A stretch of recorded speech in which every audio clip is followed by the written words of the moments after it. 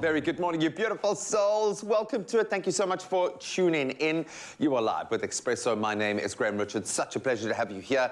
Hey, who knows? This could be the best day of our lives. It's all in our hands. And of course, we're going to turn to health matters. Being a Health Tuesday on your Feel Good Breakfast show this morning, we're going to chat to some incredible sportsmen to learn about their craft and hopefully inspire you to get out there and get active. We're going to meet a kite surfer, Brett Mason, who's going to chat about an incredible trip across False Bay, covering a distance of 70 kilometers in a time of just 3 hours. You do the math in your brain. Cannot wait to find out more about his incredible life. And then we're going to connect with Sven Grant, ahead of the Eclipse Fight League, where professional and pro-amateur Muay Thai fighters in South Africa have the chance to compete on an elite level platform. And Zoe's going elite. She's going to get the chance to get very up close and personal with the Muay Thai fighters. And we know that she can take it because she is hardcore this morning. I say that in hope, Zoe, you are hardcore this morning. No, it's going to be an amazing show. Lots of fun. And of course, we'll try to keep you up to speed with all of the information that you need and get back in the kitchen and whip up some delicious recipes. But let's meet our hardcore Muay Thai fighter this morning. He's actually looking gorgeous and oh so feminine. Morning, Zoe. Morning, G-Man. Oh, I don't know what I'm in for today, but at least I get to take you on that journey. A very good morning to you. It is Tuesday morning, and of course, on a Tuesday, it is Health Tuesday. It is Tuesday, and that is also what's inspiring our question this morning for you on social media. So head on over to our Facebook, because our question for this morning is, if you could be a professional sports player, which sport would you play? Let us know. Dream big. Perhaps you are into your football, your soccer, even your netball. Let us know, and we will be taking a look at some of your answers throughout the show. And don't forget that all-important hashtag Expresso Show. Well, it's now time for us to say a very good morning to Mr. Cole Wasty. Good morning. Sure. I must say, the energy is so good. It must be all the twos in the date, because it's the 22nd of Feb 2022. That means it's 202222. A lot of twos here, but it's great to be with you this morning. Let's get you up to date on the news from around the world, and starting off with national news. Police Minister Becky Cele has confirmed that 8 heavily armed men were shot dead in Johannesburg and 4 police officers wounded in a shootout between police and a gang of suspected robbers. 2 of the officers were taken by helicopter to Mill Park Hospital in a critical condition. The shooting took place near the South Rand Hospital in Rosettenville when the police raided the gang shortly before they allegedly wanted to rob a money van. Cele said the shooting ensued after the robbers fired at a police helicopter and wounded the pilot. South Africans older than 18 can now mix their COVID-19 vaccine booster dose. The Health Department has announced that adults who have received 1 dose of the Johnson & Johnson vaccine will be eligible to receive a booster dose of either the same vaccine or Pfizer after an interval of 3 months. Until now, there has been no science back in the move to safely mix the vaccines. From tomorrow, the interval between the first and second doses of the Pfizer vaccine will be reduced from 6 to just 3 weeks. On to international news. Uganda has warned that anyone who kills the endangered crested crane, the bird which is the country's national emblem, will face life in jail. The government has also said a hefty fine would be imposed on those found guilty. The crested crane is cherished in Uganda and is illustrated in the national flag. The bird is presently endangered because of destruction to its habitat, among other factors. There are only some 8,000 crested cranes left in Uganda, down from 35,000 in 1989. The United Nations Children's Fund, UNICEF, meanwhile, will pay a monthly emergency allowance to teachers in Afghanistan for at least 2 months. The teachers have not received salaries for months amid an economic crisis in Afghanistan due to sanctions against the Taliban government. An amount of $100 per month will be paid to some 194,000 primary and secondary school teachers. The international community has been struggling since the takeover by the Taliban to find ways to enter into talks with the Taliban leaders without formally recognizing them as the government of Afghanistan. And wrapping up on a powerful note, the Leeuwenhof Slave Quarters Remembrance Gallery has officially opened in Cape Town. Now, the gallery spans much of the grounds of Leeuwenhof, the official residence of the Western Cape Premier, and occupies the former slave quarters, the Boertuin Huis and the garden between those 2 important heritage buildings. Speaking at the official opening, Western Cape Premier Alan Windey said at Leeuwenhof he learned about the history of the buildings, which in the 18th century once housed slave quarters, He said he and his wife paused to reflect on the horror of slavery and then decided to do something about it. Wendy said this remembrance gallery lends a voice to the estimated 63,000 people who were brought to the Cape as slaves many centuries ago and were denied basic human rights. It'll also support local artists because their paintings and artworks will be on sale at the gallery. Wendy added, and I quote, "In this way, the Slave Quarters Remembrance Gallery not only honors those who were enslaved, because by telling their story now, it's also an opportunity for their descendants to make a living through their art." A beautiful story to wrap us up for our first update. Another one coming up in 1 hour. For now, let's take a peek at the sport. Graham is standing by.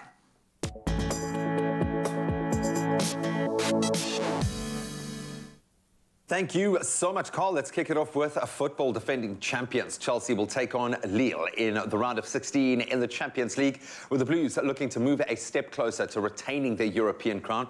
So their League One opponents are in unfamiliar, if previously uncharted territory, having been condemned to a 2-0 aggregate defeat by Manchester United back in 2006 and 2007 season.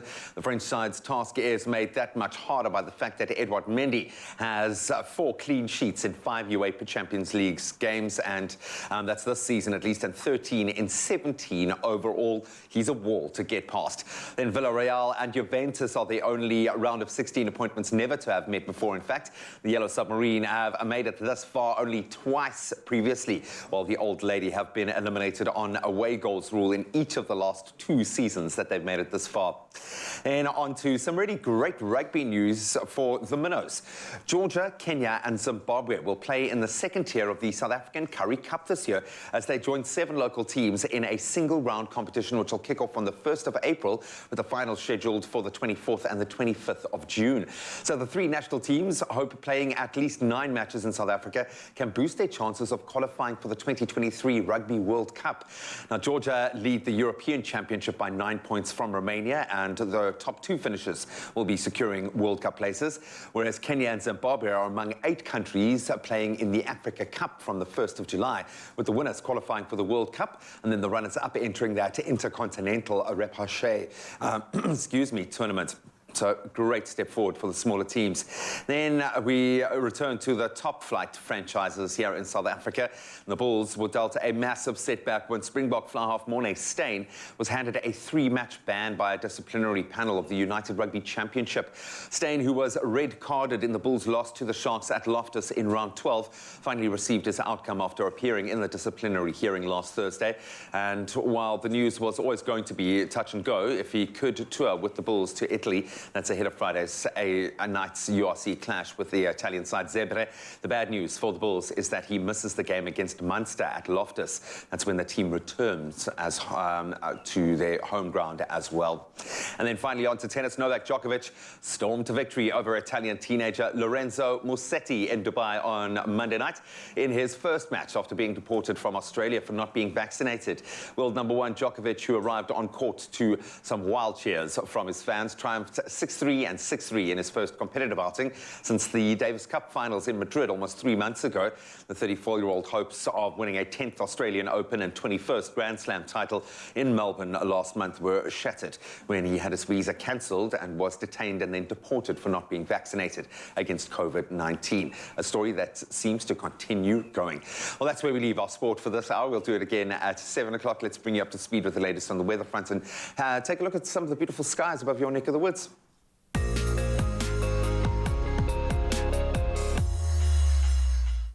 Thanks a lot, Gene. Let's take a peek at the weather, and great news for our oceans. Representatives from more than 100 countries are in France for a summit on protecting oceans from pollution, plastic and overfishing. The nation which birthed the most famous marine biologist in history, that would be Jacques Cousteau, welcomed the One Ocean Summit, the highlight of which was a 43-nation agreement to create a treaty to regulate the high seas in a more sustainable way. A larger European affair, the US has nevertheless said it would throw its weight behind any proposals to introduce an international deal on curbing plastic pollution.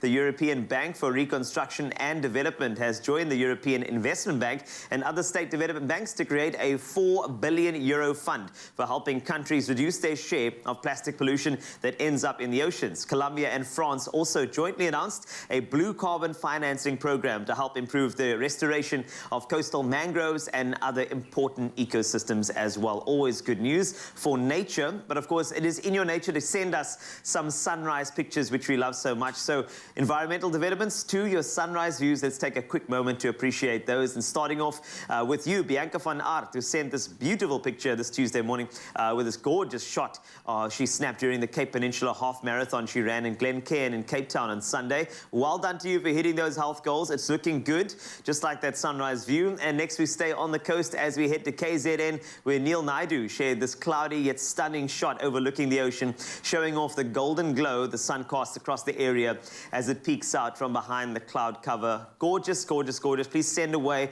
on the Expresso Facebook page. We'd love to see more as you take a peek at some of the temperatures you can expect to wake up to this beautiful morning. Starting off in Polokwane, 18 degrees Celsius for you. Some thunder showers expected, but still 28 degrees is your maximum. Bombela, 20 to 27. Thunder showers, a 44% chance over there. Pretoria, 18 to 31. Johannesburg, 16 is how you wake up. 29 is your maximum. Looks like you only have a 1% chance of precipitation, so that looks good to me. Mahikeng, 16 to 34 is your temperatures. Klerksdorp, 34 is your max from a low of 14. Kimberley, you shine bright like a diamond at 33 degrees Celsius as you wake up to 15 degrees. Bloemfontein, 12 to 30. Richards Bay, 21 is your low to a high of 29. You can expect some thunder showers, around a 42% chance for you. Pietermaritzburg, 18 to 27 today. Durban, you top at 28 from a low of 23. Mtata, goeiemorgen, good morning to you. 16 is your low to a high of 26. East London, 20 is your low to a high of 25. Cradock, 14 is how you wake up. 33 is how you thaw out later. Gqeberha, you've got 17 on the thermometer. 25 is the high. George, 14 to 24. Cape Town, you can expect 16 as a low to a high of 23. Worcester, 14 to 34 today. Sutherland, 11, jumping up to 28 degrees Celsius. And then Uppington, as always, exceeding expectation when it comes to high temperatures, 35 degrees Celsius from a low of 17. And that's a wrap-up of your temperatures in your Feel Good Breakfast Show. For now, we go over to somebody who has great genes. Oh, thank you, Wasty. Well, you know what? I need your help to choose the right pair for today because nearly everyone's go-to is a pair of jeans. So it's no shock that the average person owns about 7 pairs of jeans. I need to go and count to see if that's true. But you know, you get trendy ones. There are slouchy denims. That is also one that's really big right now. And as we slowly move towards winter, I am staying ahead of this trend with the cute little knitted vest that I'm currently wearing from Woolies. But I need you to help me choose between 2 pairs of slouchy jeans from Woolies. Now, option 1 is this light, ultra high rise slouchy jean with a seam down the center leg, as well as, you know, for that little bit of a retro look. And then option 2 is this one over here. It is a dark pair of slouchy tapered denim jeans with a gathered waist and a relaxed leg that allows for a more relaxed yet chic look. So also both of them, one light, one dark. Option 1, option 2. It is a really difficult decision, but this choice is all yours. So please head on over to our social media pages on Expresso and vote for your favorite slouchy denim by commenting on the poll post. Remember to also include that hashtag Styled by Woolies and the winning pair I'll be wearing throughout the show. So are we going to go for option 1 or option 2?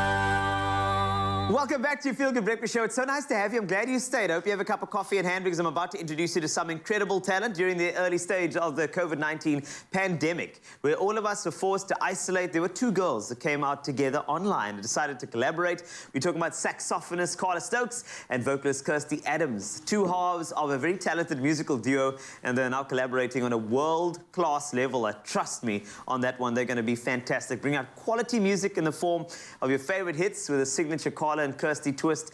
So I feel like let's tantalize the taste buds and give you a sneak peek.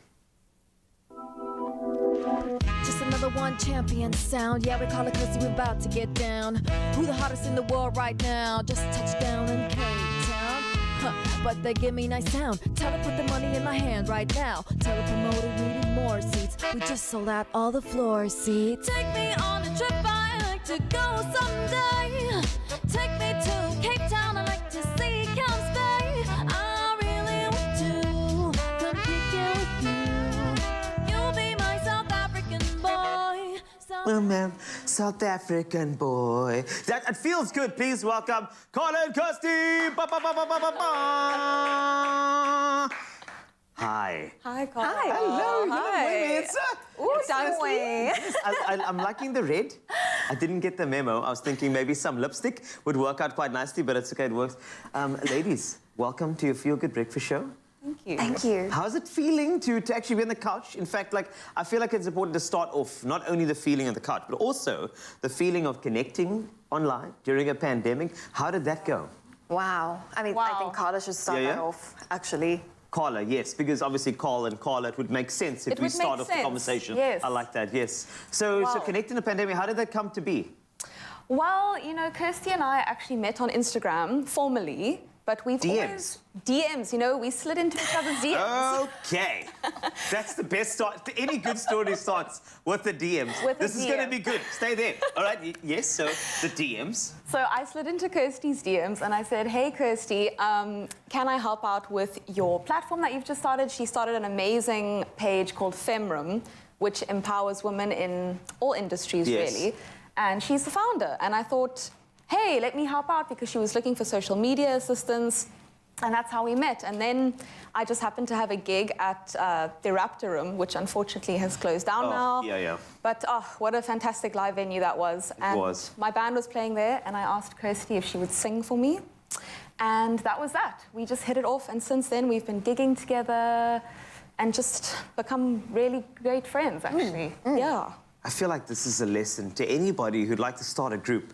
Start in the DMs. A message brought to you by Carla and Kirsty. So let's, Kirsty, Femrum sounds quite powerful, of course, and so are both of you, being both musicians and suddenly getting this message. So what was it about that whole moment over there where you said, like, yes, I'll sing for you? Was there a moment in that place over there that you thought, okay, hold on, there's a duo forming here, let's make it happen?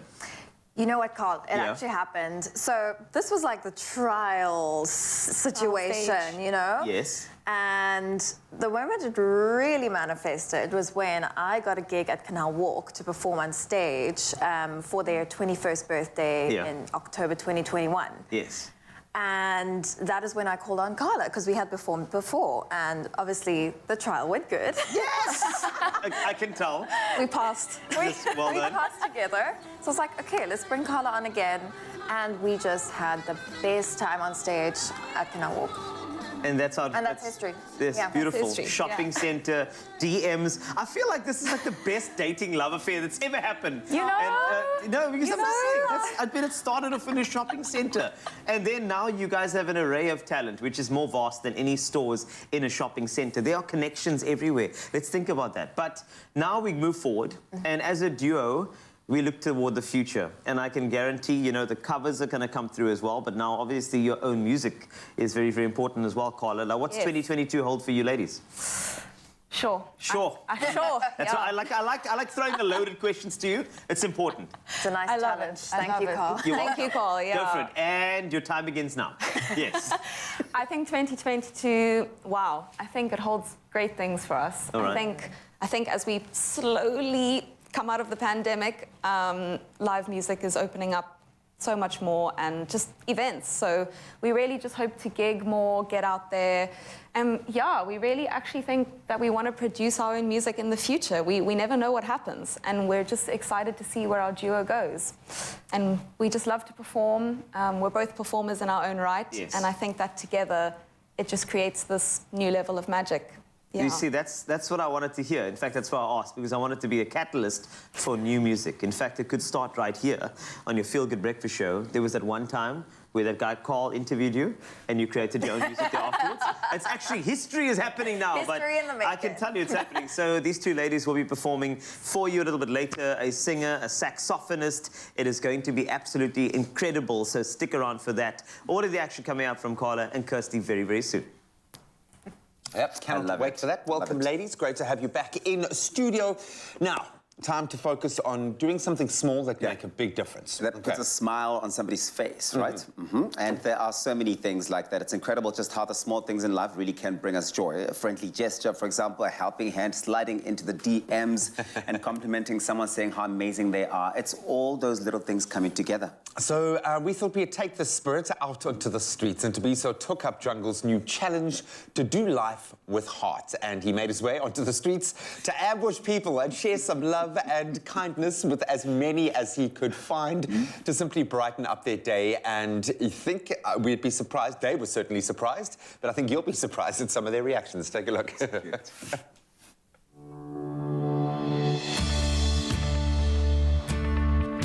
Hello there, how you doing? Now listen, my friends over at Jungle have just recently launched an exciting campaign. It's called Little Acts of Heart. It's all about encouraging every single one of us South Africans to, you know, spread some joy, some kindness and some heart, and spread the love far and wide. And so when I heard about this, I said, say less, I'm gonna do it. I'm all about, how you doing? Putting a smile on people's faces, because there's nothing better than when somebody says, hey, you look nice. It puts a smile on my face, and hopefully today I can put smiles on lots of faces at the Seapoint Promenade.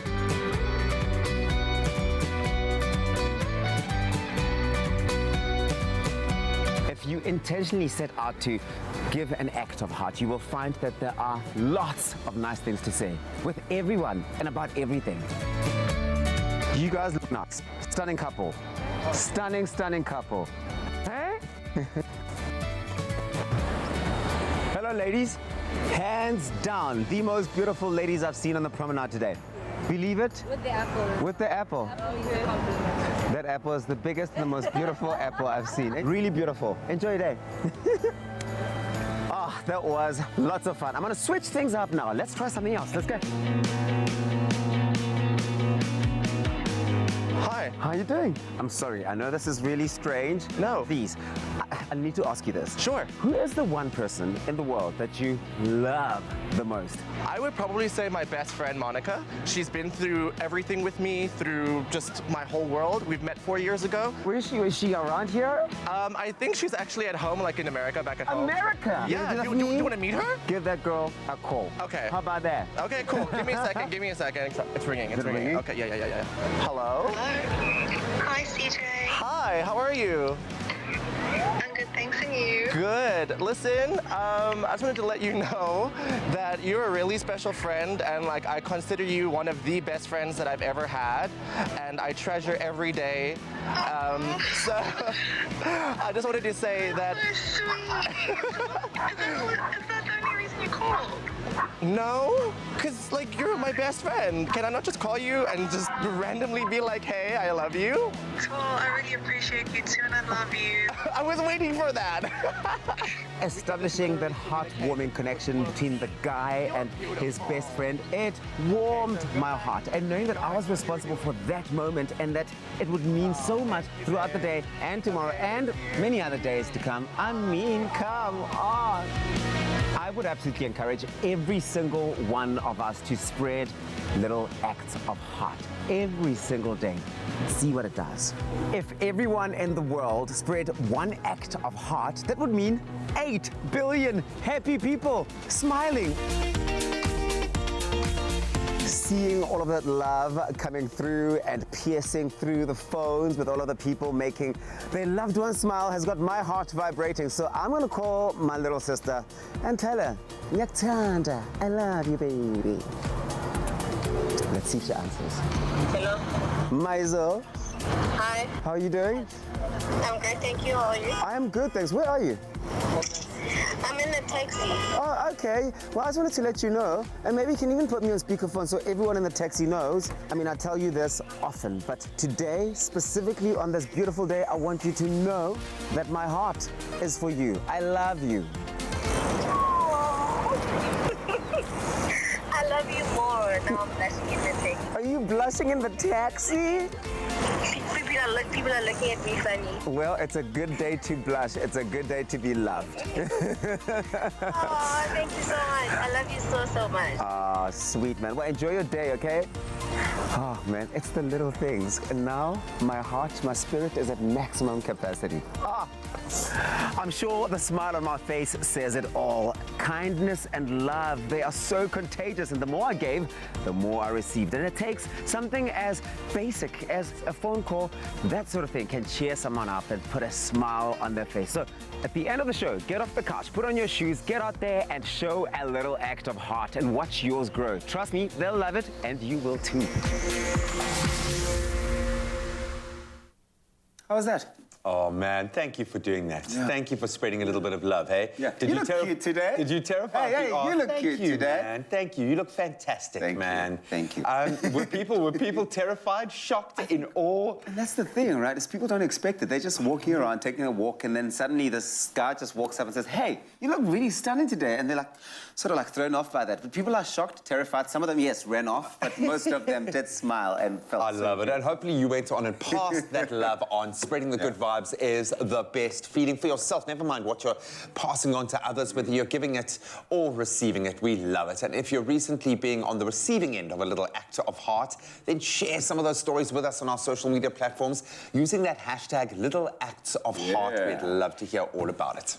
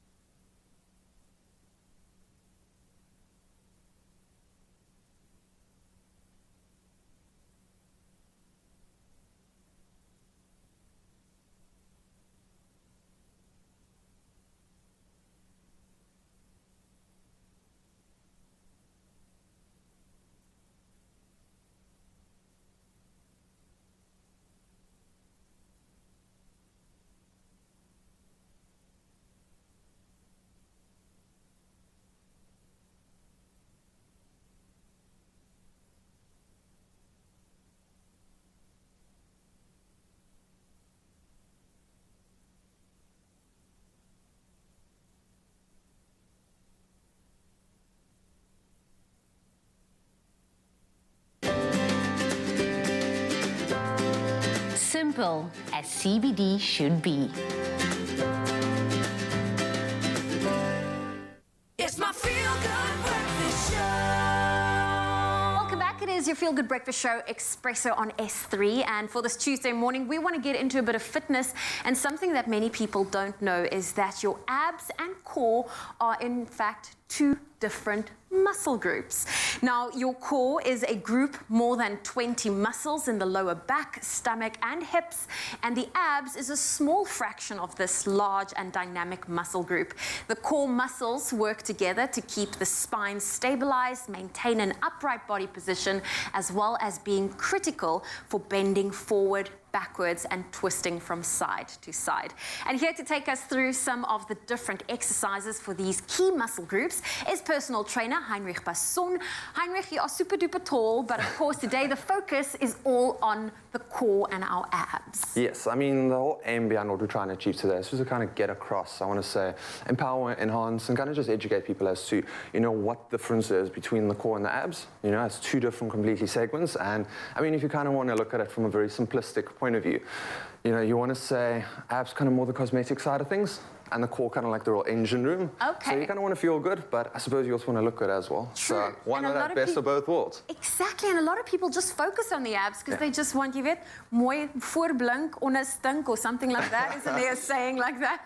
I probably butchered It works. Okay, so when it comes to the core or even the abs, there's one thing I always struggle with is just simply doing crunches. Tell me there's more to it than just simply doing crunches. There is. There's a whole world behind it. I mean, if you look at core itself, again, it's not necessarily just stomach movements. It's around your midriff. So, I mean, anything where you kind of just rotate around your spine or rotate around the midriff, that's the most important thing. Ab work is generally contraction-based. So you're going to have to do a few crunches, but there's different variations to it, which we'll sort of get into. Well, let's get into it. So the first one, we're actually going to be lying flat on our back. Again, just to kind of talk through, why this is quite nice to include in, I want to say, your workout routine as it's really made for the average person. It's made for the absolute gym jock. It's made for everybody in between.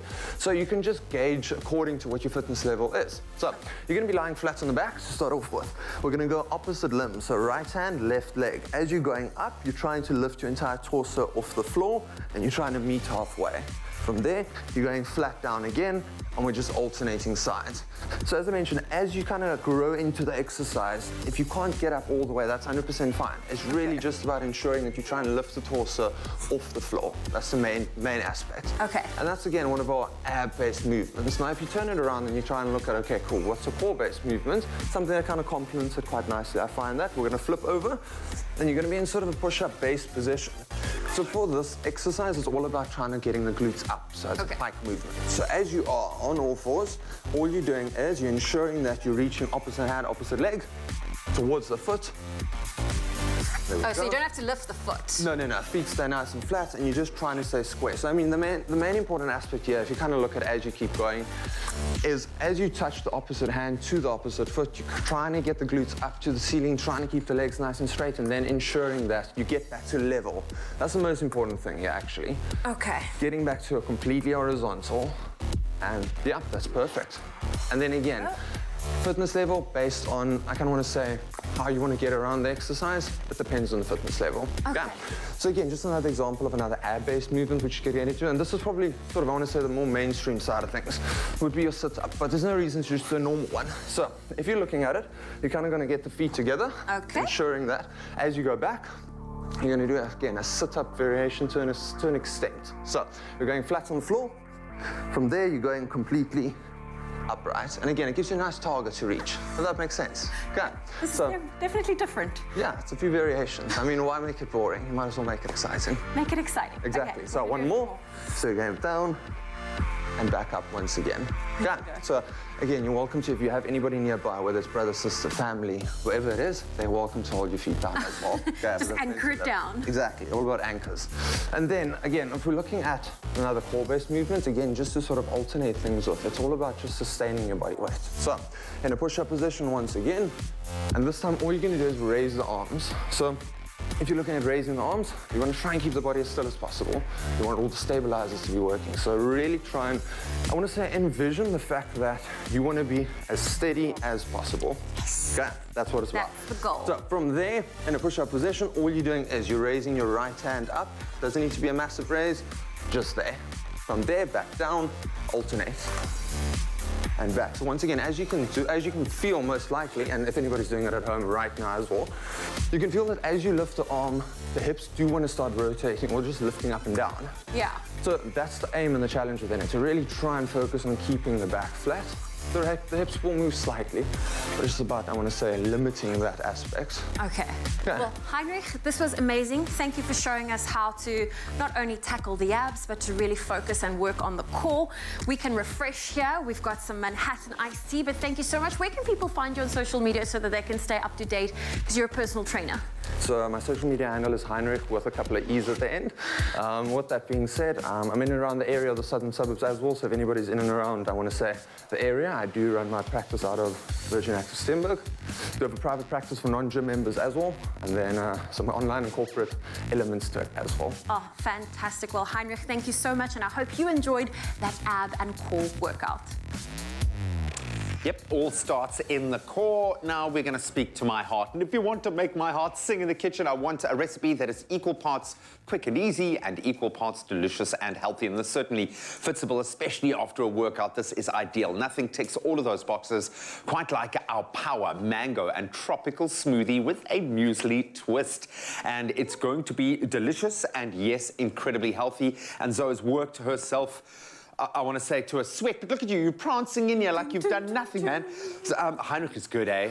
He's good. And that was quite a nice workout. Like I said, like, especially if you're going to be making me focus on my core and abs, don't make me just do normal sit-ups. Yeah, no, you've got to keep it interesting, and I love the fact that these are exercises you could literally do in your own home. So let's create something that is really easy to make at home to replenish what the body needs. So I've got some superfood ingredients here. We are making a tropical smoothie with our muesli tropical fruits, courtesy of Jungle, which is delicious on its own if you're just going to have that as breakfast or as a snack, but we're going to make it into a beautiful smoothie. Okay, can I start? Can I grab a spoon there? Of course. I'm going to start the tropical elements here. We've got some beautiful frozen mango.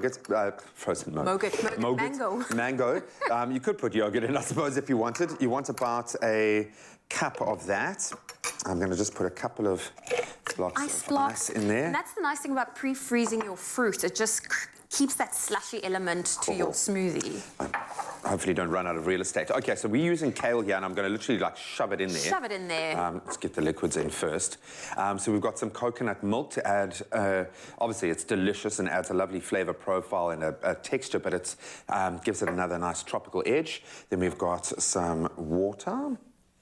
And the nice thing is that we're going dairy-free. Yeah, completely. And you can substitute any of these things. I mean, I love baby spinach, so you can substitute the kale for spinach or baby spinach or something along those lines, with incredible anti-inflammatory properties. Turmeric or turmeric, however you say it, it really is on the superfood list, something that is so good for your system. You know, we've spoken at length about anti-inflammatory diets and how much of a difference that can make. This is one of the best when it comes to anti-inflammatory properties. Then don't hold back a whack of ginger. That's a lot of ginger. It's a lot of ginger, but that's going to obviously boost the immune system. It's so good for you. And it's refreshing after a workout to have a kick of ginger or something with a bit of a just to kind of put you back in your real house. Then we've got some honey. It looks like I am actually going to be able to fit everything in. There we go. I think you should add a little bit more kale. Yeah, and I'm going to get the rest of that in there. Beautiful. And I mean, it just looks line healthy. that you've surpassed, but okay. No, it's because we've got a lot of big chunks of ice and mango in there, and I think it'll all come together with one spectacular. Look at that. Everywhere. Voila. Oh, it's looking good. I mean, it's up to you how fine you want to go. You know, you just want those beautiful flavors to blend. Can I pour this for us? There we go. Do you trust Actually, me? the one thing I haven't put in is our beautiful jungle muesli. Oh, yes, we want a little bit of extra fiber in there. Oh, man. So I'm going to do... You want about 2 3/4 of a cup. So I'm just going to put those in there. Okay, I think we've pushed the limits of this. The limit, but it's okay. And...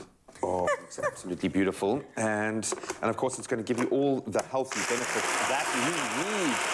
And what I love, over and above the beta-glucan that we know, I'm going to give you that to start serving. It looks healthy. It looks amazing. What I love about the Jungle Muesli, it's high in fiber. Obviously, it gives you that really good energy, which will keep you fuller for longer. Perfect for a quick smoothie snack, mid-morning meal. And Jungle's Muesli is also made with real fruits, which is ideal as well. You can substitute any of the ingredients that we've put here with it for something that you love in terms of flavor profile. Maybe you want to go with some pineapple or a little bit of banana. That's freakishly equal. Well done. You know what? If you're a middle child, you have to. You've got to get your proportions down. Proportions equal. Well, I'm glad I pushed the boundaries of the volume of the blender. It looks absolutely beautiful. Finish it off with a little bit of an aesthetic and a crunch. And we are down with our beautiful tropical smoothies. Look at that. Oh, they look gorgeous, and hopefully the proof will be in the pudding. We'll have a taste right now. Cheers, and well done on a brilliant workout, and hopefully this is going to power you through the rest of your day. To get this power mango and tropical muesli smoothie, all you need to do is go to expressoshow.com and enjoy. But you better work out first. This is so good. I love the punch of ginger that comes through. Hey, fresh. Refreshing. Wow. Ooh. What's beta-glucan? Hello, do you know what beta-glucan is? What is beta-glucan? No one knows what beta-glucan is. Beta-glucan is a natural fiber in jungle oats that helps lower cholesterol and keep hearts well. Jungle, do life with heart.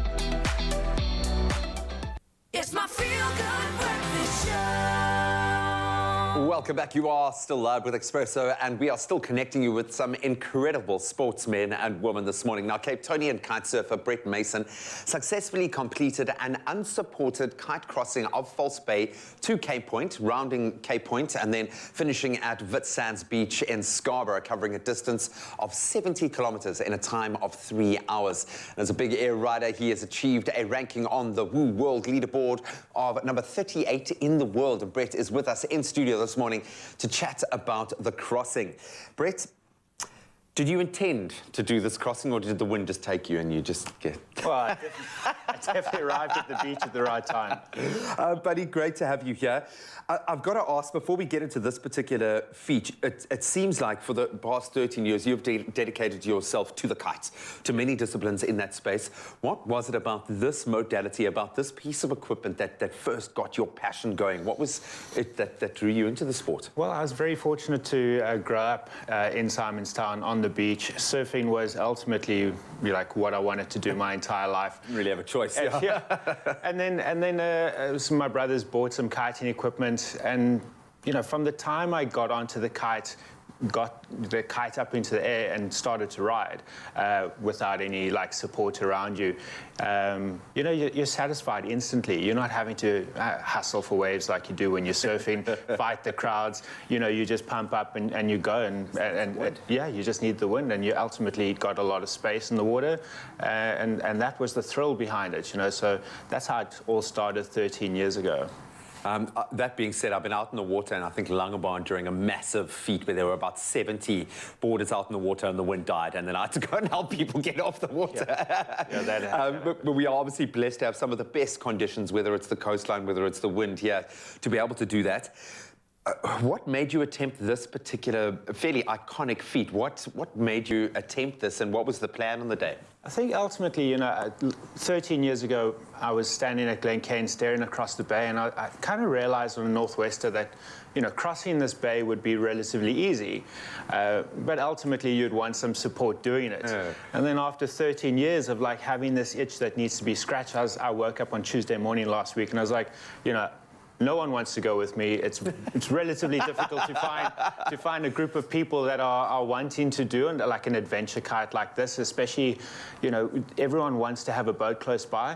And I kind of thought, well, I'm tired of waiting for other people. And Thursday was the day. The wind was going to blow, and I thought, well, let me just go for it.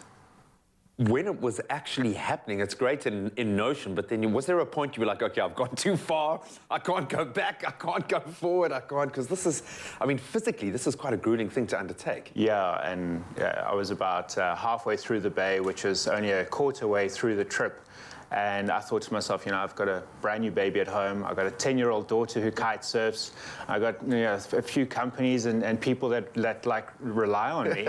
And this is probably not my smartest move. And here I am sitting in the middle of False Bay, the breeding ground of the white shark. And I'm like, people coming from all over the world to panic. shark. And I had to put that aside for a moment and just get through to the other side, which... You've hit the nail on the head there, and I think you get to a point, certainly at my age in life, where you search out these kinds of experiences because the rest of your life is not like that. Yeah. How important is it for you now, having experienced something like that and tasted that, to do that every once in a while, to wake up on a random Tuesday morning and do something that pushes you beyond your comfort zone? Yeah, and that's... You know, it's hugely important, you know, and I find a lot of people are always limited by their imagination, or, you know, in business, people would be limited by their access to finance. Yeah. But the reality is that if you have an idea, whether it has been as mundane as crossing a bay on a kite or opening a business, all you have to do is figure out a way. And I did. I was like, there has to be a way I can cross this bay without support. And you know, in today's day and age, you just download an app and someone can track you. Yeah. And in this case, it was NSRI. And they really did give me the peace of mind to go like, okay, I can pump up and I can go across the bay, and NSRI are watching me. Yeah, thank you to them. All of this being said, would you let your daughter do it? No. At what point would you do it with her? No, I think the thing is that I'm happy to put myself at risk, but the second you start putting other people at risk, you know, you're responsible for them, and I ultimately don't want to take on the responsibility of another life. You know, having Sarah on the water or close to a beach, you know, the safety is there, and there are other riders there. But you know, you don't take your daughter on an excursion, you know, across a 30-kilometer bay in deep ocean, and you know. Yeah, no, completely. No, I've got two young kids as well, and just the notion of it's making the hairs on my arms stand on end. How cool is it that she is following in your footsteps? Do you think she's going to surpass your ability? You know, she is an incredible young lady and a phenomenal kite surfer. So it's only a matter of time before she surpasses what I'm able to do and even comprehend. So yeah, and for her to be joining me on the water is, yeah, I think every dad's like dream come true. I'm ultimately the luckiest father on the planet. Oh man. Yeah, very cool. Probably second luckiest, man. Second luckiest, man. Absolutely beautiful. You've got me thinking immediately. One kind of quarter of my brain is thinking about the next big scary thing I can do for myself. And maybe that's what we need to do every once in a while. Certainly as parents, is do something for ourselves that challenges us, that scares us, maybe that invigorates us. But you've inspired a lot of people. I look forward to interviewing you again in about 3-4 months after the next one. Yeah, there's a few more trips that I'd like to do. Ultimately, This was one small portion of a run that I'd like to do, which starts at Strathspire and then ends in Saldanha, which is about 450 Ks. It's not a world record attempt. I'd like to do it in 10 hours. But, you know, you just add each little individual segment of the trip so that you're more comfortable with the run, and then it all just will go in one seamless package, hopefully, at the end of the day. Just got to do it on a random Tuesday, please, eh? Just wake up on a random Tuesday and do it. Buddy, thank you so much for inspiring us this morning. Stay safe out in the water and keep savoring those beautiful moments with your daughter out in the water as well, man. Inspired me for the trajectory ahead as a parent. But I cannot believe how important it is for us to, every once in a while, just take ourselves out of that comfort zone and do something that really does impress yourself again. Get excited about being out there and being active. Yeah, well, Brett did go out and set to find things that help him step outside of his comfort zone, and we're also inspired. But someone who is helping themselves sort of step into their comfort zone with their denims is Zoe, and her right, slouchy denims should definitely be a go-to this season. And earlier on, she asked you to help her choose between two pairs of slouchy jeans. They are so in, they are trendy right now. Let's take a look at the comments that you guys have put up on our Facebook page using that hashtag Expresso Show. Daphne Nalali, hello Daphne, I love you so much. And Daphne says, I love the lighter pair. Daphne, everybody loves you around here. And then, of course, we got Eileen Stevens saying, good morning, Expresso team. Option 1 looking so good. Boolies September says, good morning, Expresso. I would go with 1. Have we got some more to go through? We've got more comments. Yes, we've got one from Janine Haggins-Jacob saying 1. Mapefo LC says 1. And I think it's pretty obvious. The option 1, the lighter pair of jeans, has come out.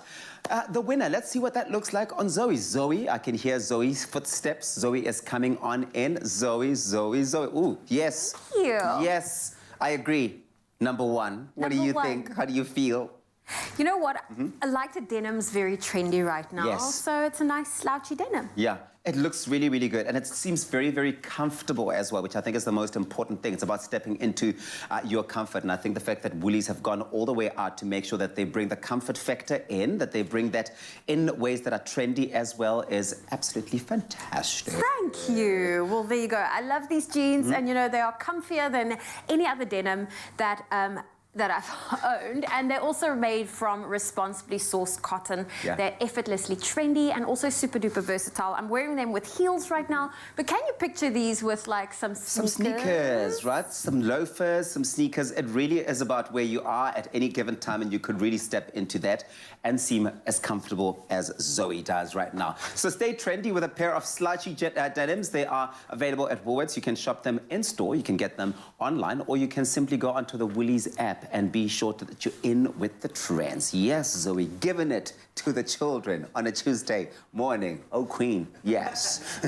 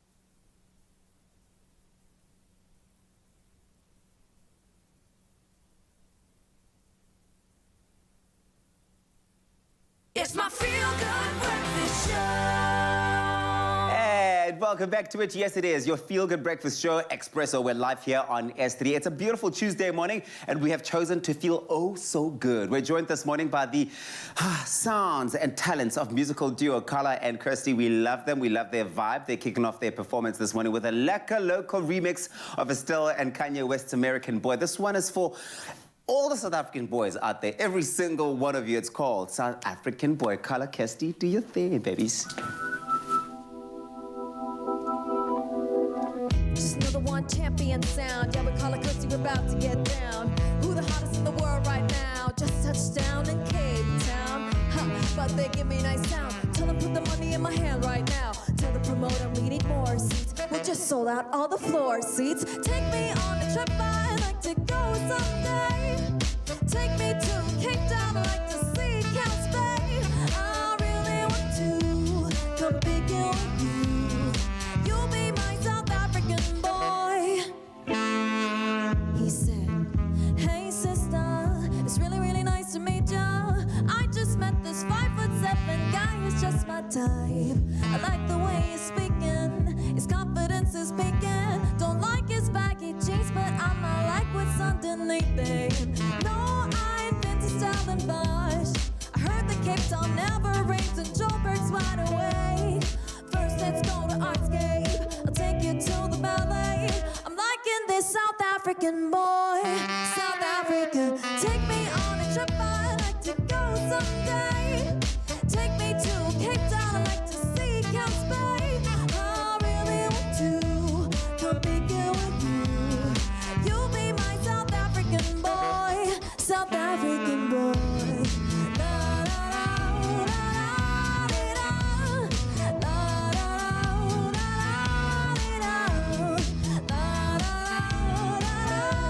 Would you be my South African boy? South African. Can we get away this weekend? Take me to Niza. Let's go boating, baby, then we'll go to a cafe. Let's go to the ocean. Take me to Bloberg. I've never been to Kobe and I like to see what's good. Dress in all your fancy clothes. Sneakers looking fresh to death. I'm loving those shell toes. Walking that walk, talk that slick talk. I'm liking this South African boy. South African, take me on a trip. I'd like to go someday. Take me to Cape Town. I'd like to see Camps Bay. I really want to come begin with you. You'll be my South African boy. Tell the world on ya, who killing him in the air? Say, everybody gonna say you, eh? Reluctantly, cause most of this press don't mess with me. They all once said to me, cool down, down. Don't act a fool now, now. I always act a fool, ow, ow. Ain't nothing new now, now. He crazy, I know what you're thinking. Black label, I know what you're drinking. Rap singer, chain blinger. Holla at the next chick as soon as you're blinking. What's your persona about the South African? Brasa, am I shallow? Cause all my clothes designer. Dressed smart like a Cape Town bloke. Before he spoke. And you thought he was cute before. Look at the speak code, tell me he's broke. And you know you all never have that. I heard the lyrics, I feel your spirit. But I still talk that cat ass. Cause a lot of whack, just wanna hear it. And I'm feeling like Kirsty at her baddest. With color out of madness. And I know y'all love it. So the heck with all that rubbish. Would you be my love, my love, mine? Would you be my love, my love, mine? Would you be my love, yeah? Would you be my South African boy? South Africa, take me on a trip. I'd like to go someday. Take me to Cape Town. I'd like to see Camps Bay. I really want to come begin with you. You'll be my South African boy. South African, take me on a trip. I'd like to go someday. Take me to Cape Town. I'd like to see Camps Bay. I really want to come begin with you. You'll be my South African boy. South African boy. Yeah, yeah. I'll be your South African boy. I'll be your South African boy. I'll take you to Cape Town. I'll show you Kemps Bay, Hout Bay, South African Brussels. Say less. I'm on top of it. It's Carla and Kirsty. They're here from the DMs onto the Expresso stage to make you feel oh so good. Did that performance give it to you all of the feel good? Let us know. Expresso Morning Show SABC3 with the hashtag Expresso Show. No, honestly, I mean it. I want to be your South African boy. Right now, though, it's time for us to check out what's happening in the world. It's time for the news with Carl Tasty. So, where do we start? Thanks, Uncle Tabzi. Let's take a look at news from around the world, starting locally. President Cyril Ramaphosa wants more time to process and act on the findings of the final part of the State Capture Commission report. He has asked the Pretoria High Court to grant him an extension to submit the yet-to-be-released third and final part of the State Capture report to Parliament and to act on its recommendations. Ramaphosa made the application on Sunday after the State Capture Commission's application last week, in which it sought a further extension of its term from February 28th to April 30th. Police Minister Becky Cele has confirmed that 8 heavily armed men were shot dead in Johannesburg and 4 police officers wounded in a shootout between the police as well as a gang of suspected robbers. 2 of the officers were taken by helicopter to Mill Park Hospital in a critical condition. The shooting took place near the South Rand Hospital in Rosettenville when the police raided the gang shortly before they allegedly wanted to rob a money van. Cele said the shooting ensued after the robbers fired at a police helicopter and wounded the pilot. On to international news, Russian President Vladimir Putin has signed a decree recognizing the 2 breakaway regions in eastern Ukraine as independent entities, a move that effectively buries a fragile peace process for the regions. A report received in the early hours of this morning stated that Putin had ordered troops into the eastern Ukraine to perform so-called peacekeeping tasks in the breakaway regions, which back Russia and have been involved in periodical skirmishes with Ukrainian forces since 2014. Uganda has meanwhile warned that anyone who kills the endangered crested crane, the bird which is the country's national emblem, will face life in jail. The government has also said a hefty fine would be imposed on those found guilty. The crested crane is cherished in Uganda and is illustrated in the national flag. The bird is presently endangered because of destruction to its habitat. Among other factors, there are only some 8,000 crested cranes left in Uganda, down from 35,000 back in 1989. Most sports fans can only dream of meeting their favorite players, as you may know, but one 11-year-old little girl in Austin, Texas in the US, Audrey Soap, got to spend special time with a sports hero, an internationally known member of the NFL team, the Philadelphia Eagles, in an unusual and heartwarming way. Now, Audrey had just lost her father and her grandfather. Imagine how she felt when the annual daddy-daughter dance came up. How could she possibly enjoy it after such recent losses, you may think? However, her mom, Holly, had hatched a plan that seemed far-fetched, but she was ready to try anything. She reached out on social media to Audrey's favorite football player, superstar quarterback Anthony Harris of the Philadelphia Eagles, and asked, and I quote, "Would you please take Audrey to the dance?" To her utter surprise and delight, Harris actually responded enthusiastically, saying, and I quote, "Yes, I'll be there. I want to make sure she feels like a princess." Harris not only flew to Austin, but also covered the costs of Audrey's dress, shoes, hair and makeup. And needless to mention, the night became a joyful and memorable occasion for little Audrey. What a heartwarming and beautiful way to wrap up your 7 a.m. news report. As we get on to sport, here's Graham. He's standing by.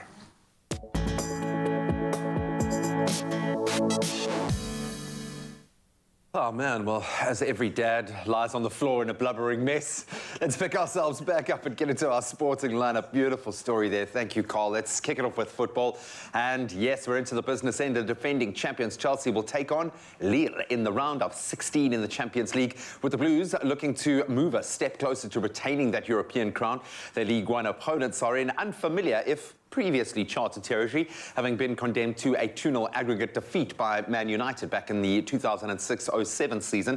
The French side's task is made that much harder by the fact that Edouard Mendy has now kept 4 clean sheets in 5 UEFA Champions League games this season and 13 in 17 matches overall. Then Villarreal and Juve are the only round of 16 opponents never to have met before. The Yellow Submarine have made it this far only twice previously, while the Old Lady have been eliminated on the away goals rule in each of the last 2 seasons. They'll be looking to go one better. Then some great news for the minnows as we turn to rugby. Georgia, Kenya and Zimbabwe will play in the second tier of the South African Currie Cup this year. That's as they join 7 local teams in a single-round competition that kicks off on the 1st of April with the final scheduled for the 24th and the 25th of June. So the 3 national teams hope playing at least 9 matches in South Africa can boost their chances of qualifying for the 2023 Rugby World Cup. So Georgia currently lead the European Championship by 9 points from Romania, and then the top 2 teams, the finishing teams at least, will secure World Cup places, while Kenya and Zimbabwe are among 8 countries playing in the Africa Cup from the 1st of July, with the winners qualifying for the World Cup and then the runners-up entering an intercontinental repechage tournament. Now we turn to the top flight in local rugby. The Bulls were dealt a massive setback when Springbok fly half Morne Steyn was handed a 3-match ban by a disciplinary panel of the United Rugby Championship. So Steyn, who was red-carded in the Bulls' loss to the Sharks at Loftus in round 12 after a very dangerous tackle, finally received his outcome after appearing in the disciplinary hearing last Thursday. And while the news was always going to be touch and go if he could tour with the Bulls to Italy, that's ahead of Friday night's URC clash with the Italian side Zebre, the bad news for the Bulls is that he now misses the game against Munster at Loftus when the team returns home as well. And then finally, on to tennis. Well, he's back to winning ways straight away. Novak Djokovic stormed to victory over Italian teenager Lorenzo Musetti in Dubai yesterday.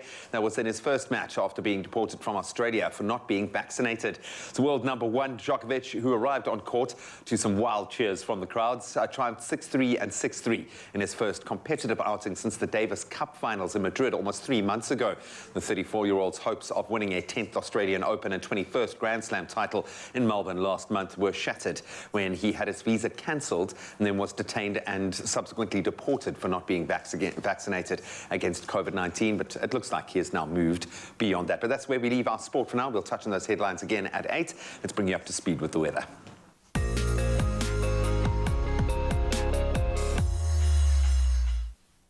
Thank you, Graham. And another major storm moves in on the UK, and that's Storm Franklin that has hammered parts of the UK with strong winds and heavy rain.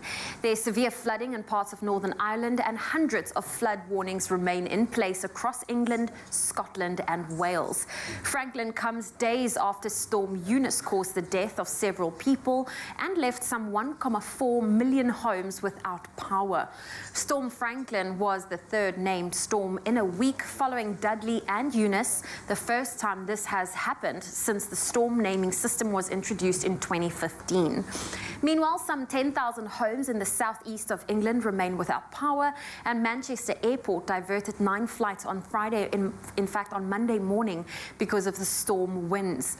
Elsewhere, the O2 Arena in London will remain closed until Friday, with a UB40 concert set to go ahead as planned. This after Storm Eunice shredded sections of the roof. Our thoughts and prayers are certainly with those in the affected areas, and we urge all to remain indoors and safe areas as far as possible. Now, from your weather news to your sunrise views, we love showcasing these sunrise photos that get captured by you, our Expresso viewers. So for your 7 a.m. update, it's no different. Long-standing viewer and one of our regulars, Nick Lombard, starts us off with this stunner, a silhouetted image captured along the west coast, showing off the sun reflected so beautifully in the water. Thank you for that, Nick. And then another silhouetted photo was captured by Stephen Cook from East London. This one also came in through our Expresso Facebook page, showing off the stunning transition from hues of yellows to blue. Well, keep those beautiful sunrise photos coming through on the Expresso Facebook page, but let's look at your temperatures. If you're in Polokwane, a low of 18 and a high of 28 for today. Mpumbela 20, reaching a high of 27. Pretoria 18, 31. Johannesburg 16, reaching a high of 29. A sunny day in Mahikeng, 16-34. Klerksdorp, 14 rather, reaching a high of 34. A sunny day in Kimberley, 15 with a high of 33. Bloemfontein, 12, reaching a high of 20. Some thunder showers can be expected in Richards Bay and Pietermaritzburg. If you're in Richards Bay, a low of 21 and a high of 29. Pietermaritzburg, 18, reaching a high of 27. Durban, 23 with a high of 28. Mthatha, 16, reaching a high of 26. East London, 20, 25 is your high. Cradock, 14, reaching a high of 33. A sunny day in Kabeja, a low of 17, a high of 25. George, 14, reaching a high of 24. A sunny day in Cape Town, 16 with a high of 23. Worcester, 14, 34. Sutherland, 11, reaching a high of 28. And a sunny day in Uppington, a low of 17 and a high of 35 degrees Celsius. Well, that's where I leave your weather for now on your Feel Good Breakfast Show. Thank you very much, ZBZ Zoe Brown. Now, if you're not getting the support that you need from your lounge, then it's time to swipe left, because we've been talking about this for such a long time now. The thing is, and really this is for anyone watching right now, and all of us, we know this, we've come to accept that you deserve better. You deserve something that's going to love, comfort, cherish, support you all throughout your life. You deserve Gama Gama. You know, I'm going to take a leaf out of your book, okay, because you were so kind in spreading the love earlier with your little acts of heart. I'm going to say, you know why I love you? Onyx two-seater, Jewel. Because you shine, you shimmer in the light. You're there to support me when I need it most, really. And I do. I needed the support this morning. You're beautiful. You're a scene stealer. You know, when other people walk in the room, the first thing they do is look straight at you. Oh, my goodness. They really do. I think you might be the love of my life. Am I overcommitting? I don't know. I don't know. I think that you actually, this is a worthwhile commitment. I mean, but I think on the flip side of the coin, I can tell you that, you know, if I were to break up with my couch at home, I think I need to actually chat to my couch. I got you, buddy. It's okay. Quite urgently. And I want to just say, like, you know, I know that you've been good to me. I'm actually getting quite emotional. Let it out, man. You know, my 4 Boston Terriers have had their way with you, and their saliva. It's all over you. I mean, no. I know. And I just want to say they've also chewed on your legs. And I know you were trying your best, but it's over. Yeah.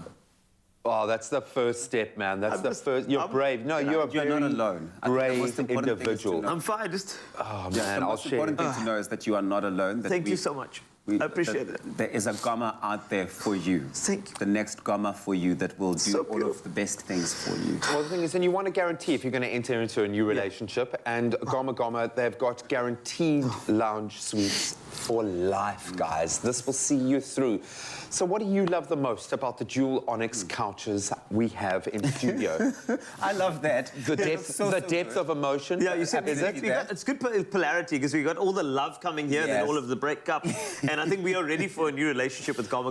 That's the thing. So. I think the nice thing about them is that they look so good. I think the textures and all of that, you certainly wouldn't want to keep, like a grandmother would, a plastic cover on it for the rest of your life. I want to say you're not allowed, but you can. I would. She's so beautiful. I would actually consider keeping the plastic on for life. I love it. Even on those hot days, on those really hot days. But we want you to find your true love. This February, together with Gama, Expresso has the dual Onyx 2-seater couch up for grabs. It could actually be yours, guys. Oh, yes. All you need to do is tell us why you need to, like Carl, very bravely break up with your old lounge suite. And we could be sending you a brand new one. Hashtag, because you deserve Gama. Now, to enter, participants must upload a picture or tell us why using the hashtag YouDeserveGama on the Gama Facebook or Instagram pages to enter. Stand the chance to win that brand new dual Onyx 2-seater couch with Gama. Competition closes at midnight on 25 Feb. T's and C's can be found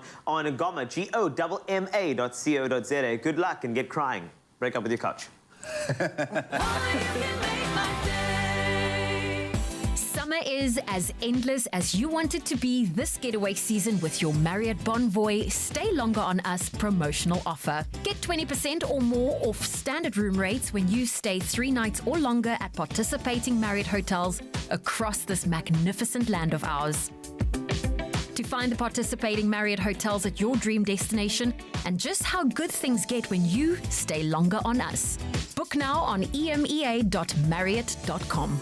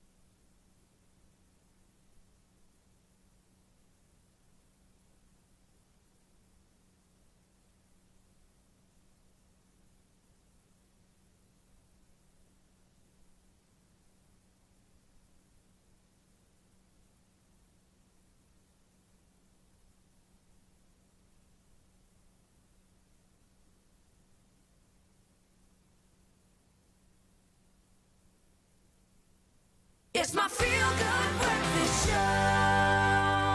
Welcome back. You can see by my face how excited I am about this one. I love the fight game. The Eclipse Fight League was founded to give professional and then pro-amateur Muay Thai fighters here in South Africa, and we have some amazing exponents and elite-level platform to compete on. They're up and running, and it has been so well received. The league brings the best of Muay Thai fighters in South Africa and provides opportunity for pro-am fighters as well to get to professional status. And the next event on the calendar is in Pretoria this coming weekend, and joining us via Zoom to discuss the league and the event and where it sits in the ecosystem of fight game is Sven Grant. Sven, a very good morning. Great to connect with you, my friend.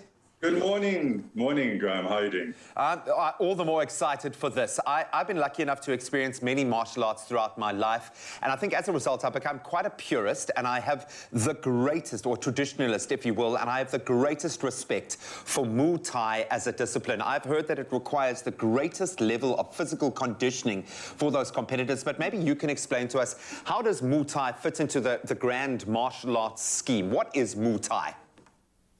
Okay, so Muay Thai is a martial art that came out of Thailand, originated in Thailand.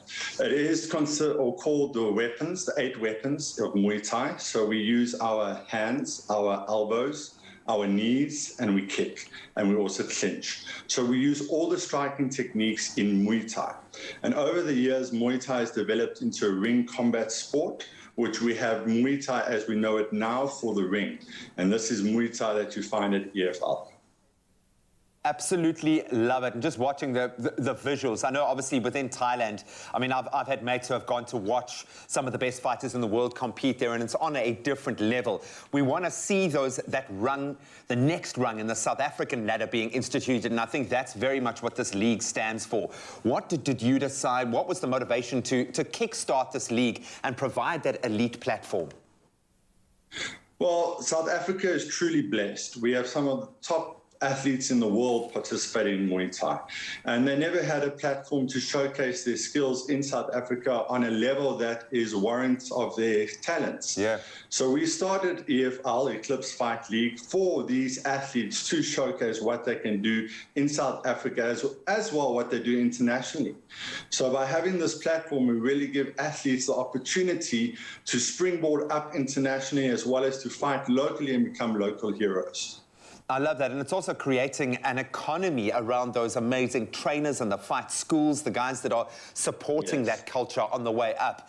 Now, the league, I know, is still in its infancy, only 2 events under the belt so far. How did those go down? How were they received by the fighters especially? And then what can we expect this weekend?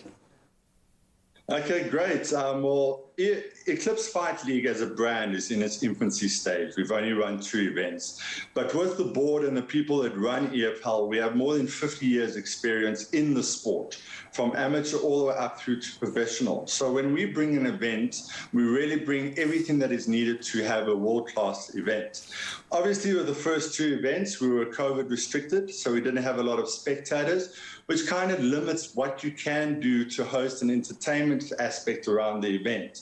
Now that we have spectators, the sky's the limit. We are bringing in entertainment. We've got Brazilian Jiu-Jitsu exhibition matches going on, some aerial entertainments. I don't want to give too much away for the actual events, but we are just from strength to strength to strength, and we've been so blessed by all the fighters being with us and walking with us on this journey. So we really are bringing a unique platform to all our spectators and fans that you can just come and have a great night out, support local fighters, have some entertainment, have some good food, mingle, have fun, get out of this crazy lockdown vibe we've been in and get back into the way of just excitement. I love that, man. And as you said, celebrating some of the best exponents of Muay Thai in the world, because that's what we've got here in South Africa. So what's the end game here? Where do you want to take this? Obviously, we use mixed martial arts as kind of the yardstick, and in this country, EFC dominate in that space. Would you like to rival them? Do you see yourself in a different lane, or is this supporting that structure? Where do you see yourself fitting into that bigger ecosystem, as I put it earlier? Well, EFC, as we know it, is mixed martial arts, and they're doing a phenomenal job in mixed martial arts. But Muay Thai is a totally different sport to mixed martial arts. Mixed martial arts fights in a cage. They have certain striking techniques that they don't do, which we do. So Muay Thai as its own is a standalone. So we're not here to rival anybody. Brilliant. We are on a journey to provide a platform for our athletes where we can say, hey guys, this is who we are, this is what we're doing. We're good, honest guys, we're ex-fighters, we're bringing the fight game in a way that we understand it to our fans. And that's what we're on. We want people to join our journey and walk with us. But we're in our lane, doing our thing and just moving forward. I love it, man, and giving no quarter, because that's what the fighters demand. Well, I'll say from a spectator's perspective, someone who's got very up close and personal with these guys, there are few sports out there, and there are certainly very few martial arts that bring as much value to the spectator as Muay Thai. So thank you for doing this for the fans, but most importantly, thank you for doing this for the fighters. You are creating such a vital next step in their own careers, so we applaud you for that. All the best of luck. May you and the fighters stay safe this weekend and enjoy it. We'll keep all of your details up on our social media platforms for as long as we can, but soak it up, enjoy it, and enjoy having the fans back, my friend. Saturday, Pretoria Centurion, the event's on, Henops Park, tickets sold at the door, all online. Go to our Facebook, we are, come support us, we're growing and we would love to see you there. Oh man, well we'd love to be there. At Eclipse Fight League is where you can find them on social media. Go and follow them, get some tickets for this particular spectacular and go and experience some of the best martial arts you will see in this country right now. We really do have some of the best Muay Thai fighters in the world. We do, hey? We have the best fighters. In fact, I feel like we need a demonstration. You know, we need to bring in some fighters and demonstrate like the Muay Thai vibe later. But for now, you've demonstrated such amazing comments when it came to the question today. And it was like, if you were to pick a professional sports player, which sport would you actually like to play? And you commented, by the way, I didn't even ask you that. Which sport? Well, for me, I mean, I've been watching the Winter Olympics. I would love to be a figure skater. Just looking at anything on ice. I thought you liked curling. Because it's like super speed sweep. I've been watching like the ice skaters, so it's been so graceful. So that's something I would love. You? Yeah, footballer? Obviously footballer, exactly. But that's me. But what about you? Let's take a look at some of your comments on social media. And let's start off. Hello, Teresa. Goeiemorgen. I would play golf. It's so relaxing. No sweat. Love your show and the presenters. We love you more, by the way, Teresa. Also golf. Hashtag money, you know what I'm saying? That's it. Thank you for that. Okay. And taking a look on social media, this one is from Sofotso that says, it would definitely be soccer. Used to play it years back. Beautiful. Nombolelo, let's go to you. Another comment coming through on social. Nombolelo saying this. Good morning, fam. I grew up enjoying long distance running, so it would definitely be cross country for me. I like it, man. Okay, let's keep it coming, please. The Expresso Facebook page is not going to go anywhere. Keep on. If it's a sport that you love, share it with us. We'd love to see it. And maybe even a little Muay Thai demonstration a little bit later on your Feel Good Breakfast show. I think it's going to be fun. Stick around. I'd certainly want to be a professional cyclist like Zoe Brown, like my total inspiration. I would want to do that. But yes, keep those coming through. Now, it's a Tuesday morning. You know, every single Tuesday we bring you Pharmacy of the Week, which is all about acknowledging the incredible people that work on the front line. They do so much for us. And this week, we continue to do that. It's our way to say thank you. Thank you to all of these brave healthcare workers. And it's proudly brought to you by Adcock Ingram OTC. And they are the sponsors of Brave. Let's take a look at this week's Pharmacy of the Week. It's Motherwell Pharmacy. They're out in Gqeberha. GQ, stand up. That's in Eastern Cape. Let's take a look. Frontline of healthcare. This is Pharmacy of the Week. It is actually a big privilege to serve my community, not only in providing pharmaceutical care for them, but being a community pharmacist that's been here for a long time. Last year, Motherwell was the epicenter of the second wave. So it was a very busy time for us. We had to play a role in getting the medication to the people, and that's when we started our delivery service.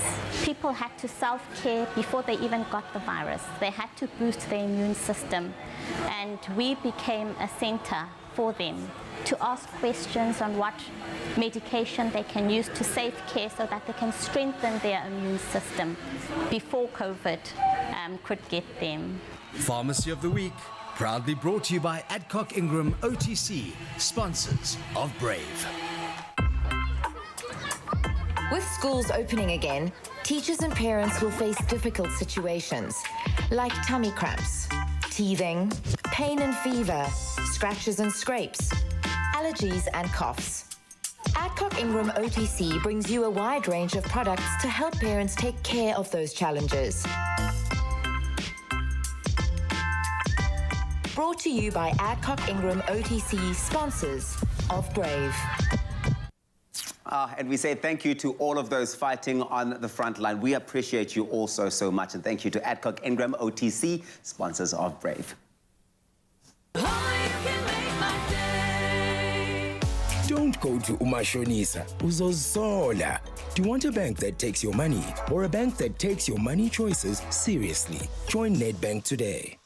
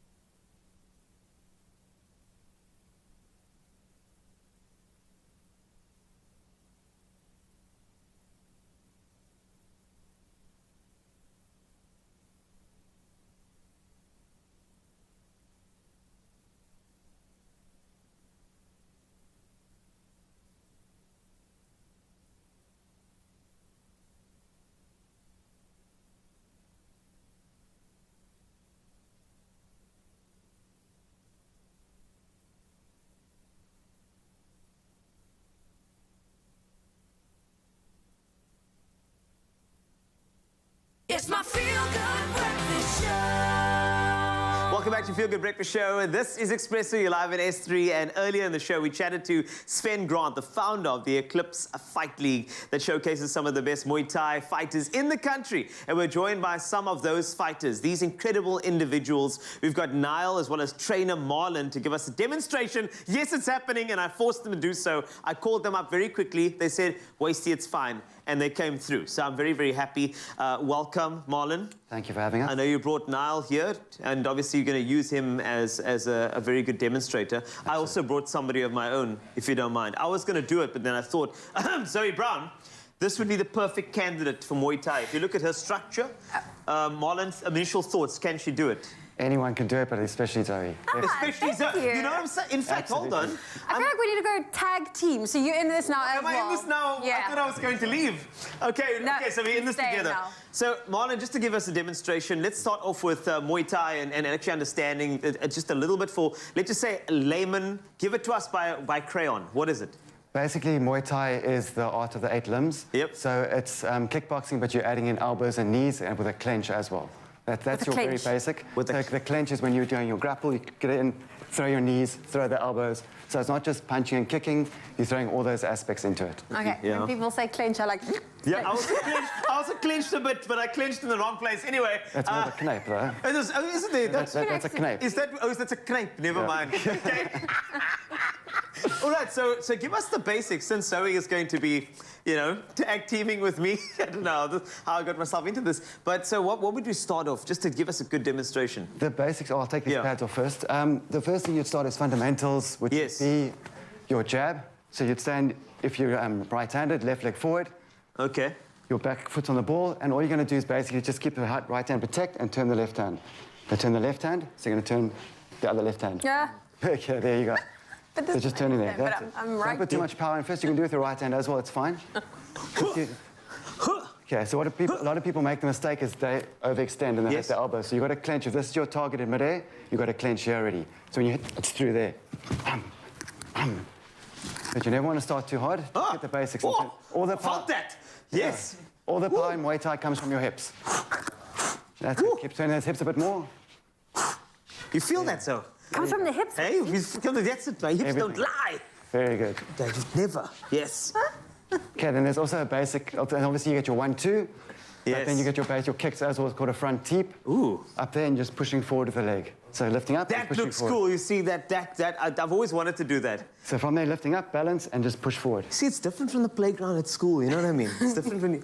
it's Also different. try to keep the hands up. Yeah! So we're not doing aerobics. We're not going to do aerobics like that. No. Keep the hand up and push away.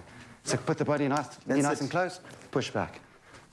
There we go. I feel that, you know what I'm saying? But, you know, I can't help but I've got Jean-Claude Van Damme in my head, and I'm trying to get that out. I want to empty my cup. Because all I want to do is go,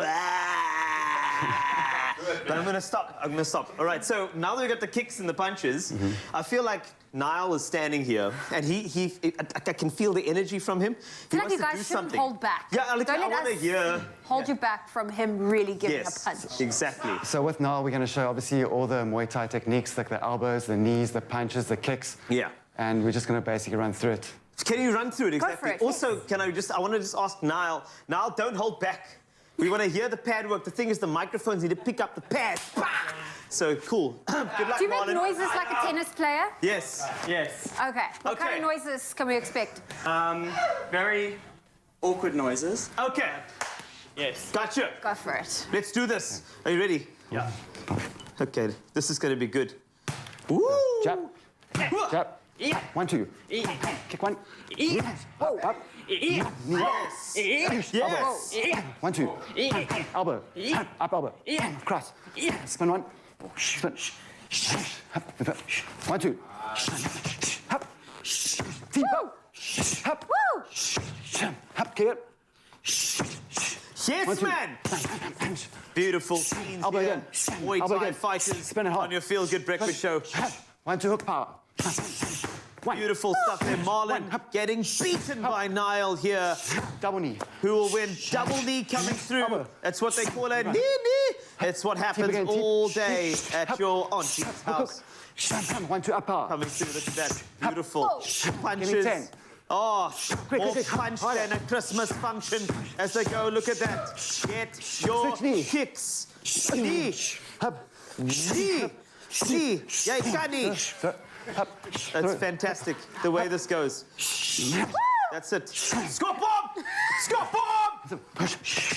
Okay, great. Just break. All right, let's bring in Zoe. Let's go. Look here, Zoe. Well done. Okay, check here. I want you to visualize somebody that you want to kick at the moment. Marlon will be the subject. Are you ready? Are you ready?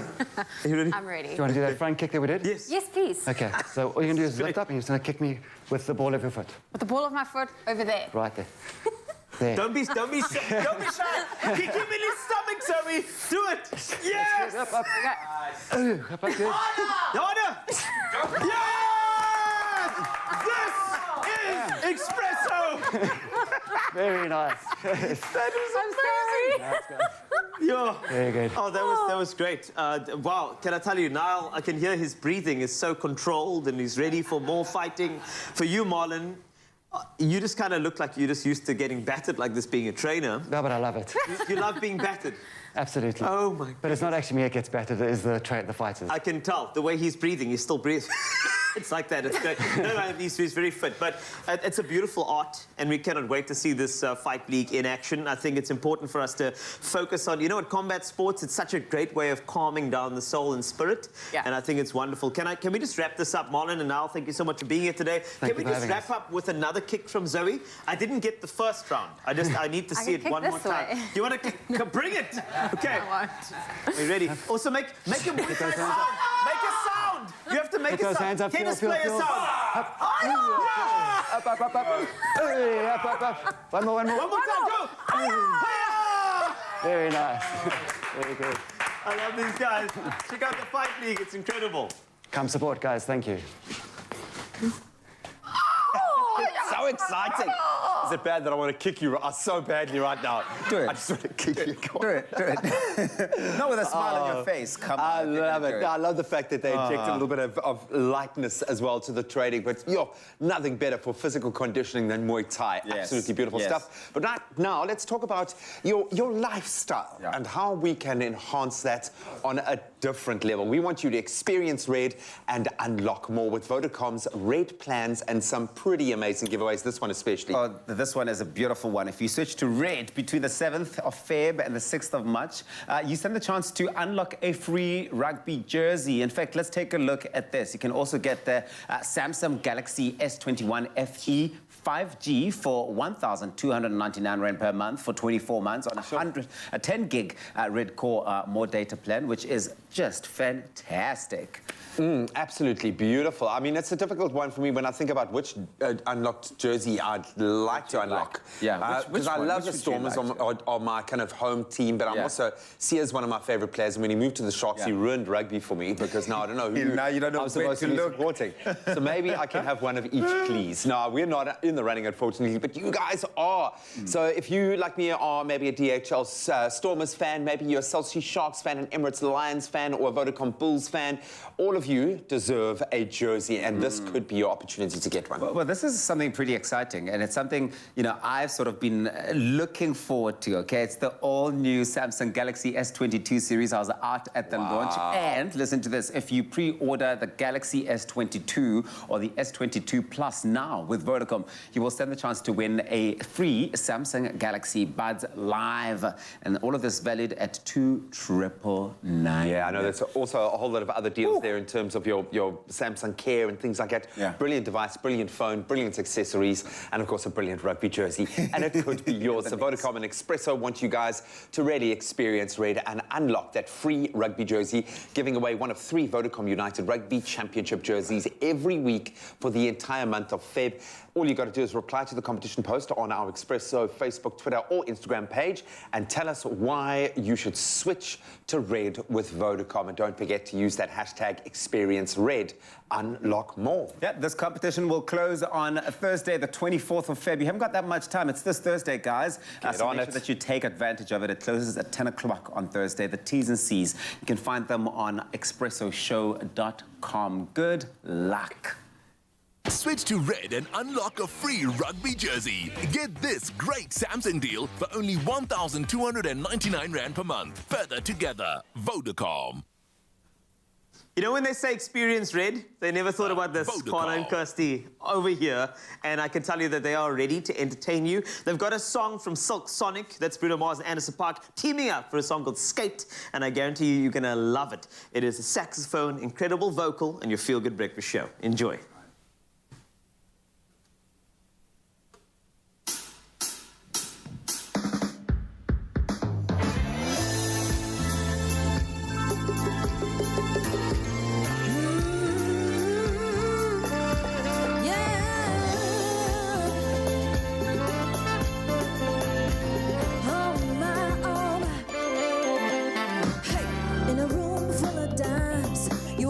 $100. Being fine was a crime, boy. You're like a little fine thing up at the tower. The way you move like you do, it's like you do it for a living. Do a little spin, do it again. Hey, it's like you paid for the win, oh baby. I'm trying to roll, I'm trying to ride, I'm trying to float, I'm trying to glide. No, no, don't be shy, just take my hand and hold on tight. Oh, skate to me, baby. Skate, just slide your way on over. Oh, skate to me, baby. Skate. I wanna get to know you.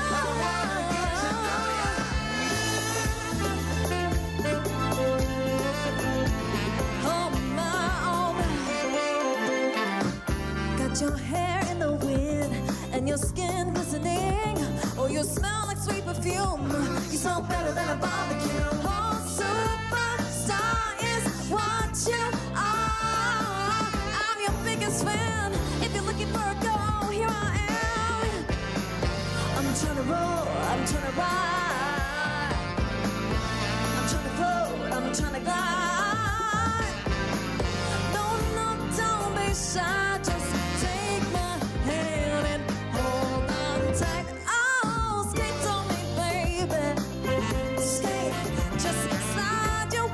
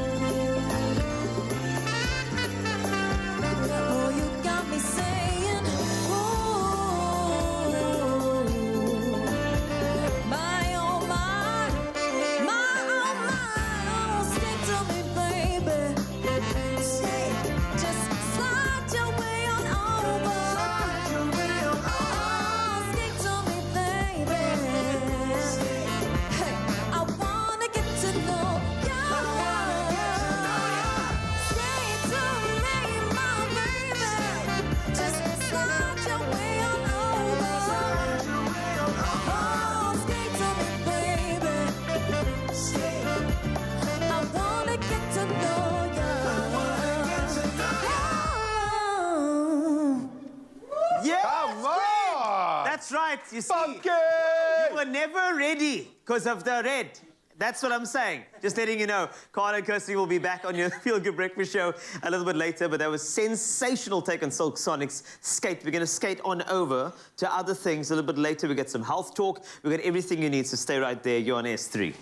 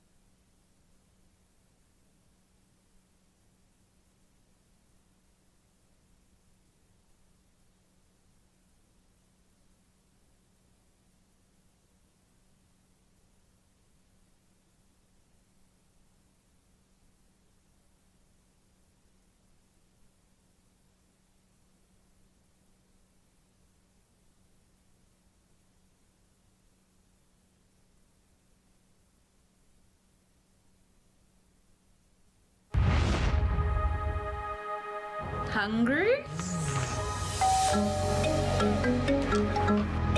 With bags.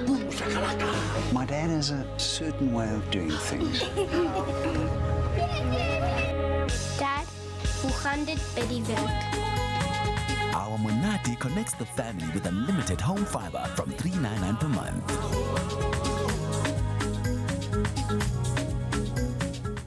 It's my Feel Good Breakfast Show. It is your Feel Good Breakfast Show. Welcome. This is S3 Expresso. And we're going to have two very, very talented individuals expressoing themselves with music, which is always great. Now, for those of you that's just joined us this morning, we're here in studio with Carla and Kirsty. I've made their name foreign for their enjoyment. We've decided to play a little game with them today called Music Match. Now, let's see how quick these two can think on their feet. This is a good way to get your voices warmed up for a bit later. So here's how it works, ladies. Carla and Kirsty, listen properly. I'll give you one word, and you'll have to sing a song with the word in it. It's very easy to do, ladies, so all you have to do is sing it. So just one. So if I had to give you a word, let me just say, if I give you a word baby, immediately what comes to mind? Oh, baby, baby, baby, oh. Right, exactly, but you are now against each other. You were a group, but I'm going to split you guys up like One Direction or the Beatles. You're welcome. Now, Oh, no. okay, are you ready? I hope so. That's great. So you're on your own here.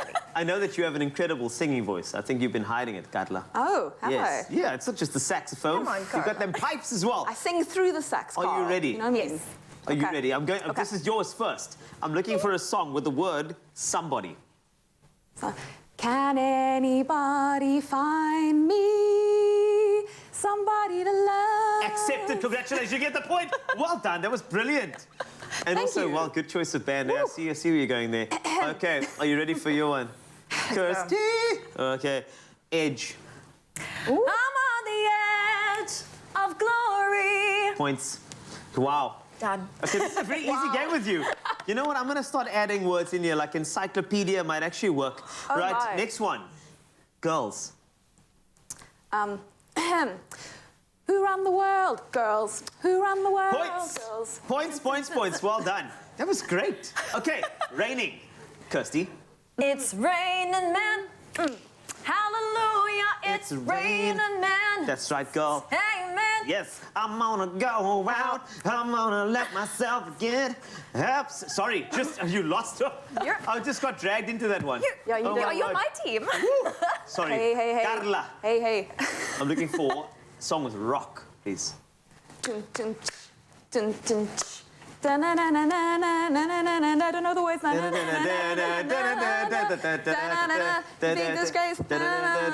And go. We will rock you. Carla, I just feel like you're leaning on Queen a lot today. I don't know I'm just why. saying, I don't know what's going on. She's a queen. It's a queen You are morning. a queen. All right, Kirsty, I'm looking for, it's a tough one, ego. Ooh. Ooh, I know. Okay, ego. Think Beyonce. Oh my gosh. Okay. I don't even know how this song goes. Sorry, Beyonce. No, that's It's okay. an insult to you. She'll forgive you. An insult to Queen I'll tell you what, I'm not going to put you, okay, I'll move on to, how about party? Okay, let's move it up. It's fine. You got a big ego. That was the other. Yes, that one. yes. So let's go for party. I want you to do the party one. Party. Hey, it's a party in the USA. Points. Yes. Carla, sunshine. I got a pocket for the sunshine. I know it's all my own. That's exactly the lyrics. Whoa. You got the lyrics spot on. That's exactly what they were. That's I saw exactly it. what they I were. googled the lyrics. Taka, taka, taka, taka is actually part of the song. It's beautiful. Right. Talking about beautiful, Kirsty, beautiful. Oh, that's a classic. I am beautiful, no matter what they say. Yes, it's Words can bring me down. No, they can't. No matter what you say. All right. Carla, take us home with Grenade. Oh my word, Bruno Mars, yes. Come on, Bruno, let's go for it. Oh, I would summon a grenade for ya. Yeah, yeah. Na-na-na-na-na-na-na. Yeah. Okay, perfect. You Something know, like by that. the way, if you listen to the song carefully, you will hear sa-na-na-na-na-na in the actual song. It's great how you know, the lyrically, you guys are spot on. I love it. Well done. So let me just check. So who will be the winner? I'm just checking with my independent auditor here. Yes, ma'am. Yes, I love you too. No, we're live on air. Stop saying that. Sorry, my director's just, he's in love. It's okay. Right, Kirsty, congratulations, you've just won it. Oh, my God. What? Well done. Singer things. That's Singer fine. things. Well done. You've won, and then Carla, you've also won. That's Second place, yes. I tell you, so we got a recipe coming up. Do you mind doing something strange and interesting, right? And singing a song about food, just to get us ready for the recipe. Is that okay? In fact, add food into any song, you know. Like it's like an improv challenge Absolutely that you're it giving is, me. you know. Let's get it, baby. Come on, let's get that yummy, yummy, yummy. That is no copyright from Justin Bieber, but it's gonna be yummy, yummy, yummy. That's right. Okay, let's get that yummy, yummy. Oh, it's going to be yummy, yummy, yummy indeed. And you know what? We love being in the kitchen with Chef Thando. And one thing that certainly isn't a game is lactose intolerance. But what if we told you that we've solved that for you, that also allows you to still enjoy your favorite meals. Now stay tuned because you don't want to miss out on this next recipe.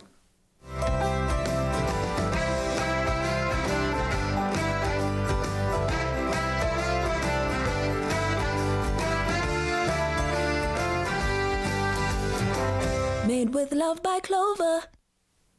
Well, not every cabbage salad needs to be a slaw. Now, our crispy cabbage and spinach salad is a refreshing take on the usual that can really be served as a creamy dip. Now, if you're concerned about the lactose, it's a thing of the past. Thanks to the Clover No-Lac lactose-free range, you can enjoy dairy again, even in delectable, creamy dishes. Now, Chef Thando is here to show us how to make this delicious no-lac recipe. Yes, let's get started. Okay. So you're going to do the dressing. I'm going to do the dressing. You mentioned you know this dressing as the Green Goddess, but we're adding extra ingredients. Yeah. That doesn't make it the Green Goddess anymore. So we start off with the base. Yeah. So I'm going to start off with our avo. And I'm also going to prepare the crunch element of our salad. Oh, I love a good crunch with a salad. For me, that is the best thing about a salad is it always needs to be different. It has to have different textures. I feel like when vegans make a salad versus when meat eaters make a salad, like meat eaters like, oh, green salad. When vegans, it's like every single veg you can find. They are creative. It goes hard. They go hard. They just know how to put the perfect spin on it. Yeah. So I've got my avo in here. How much no-lac would you recommend?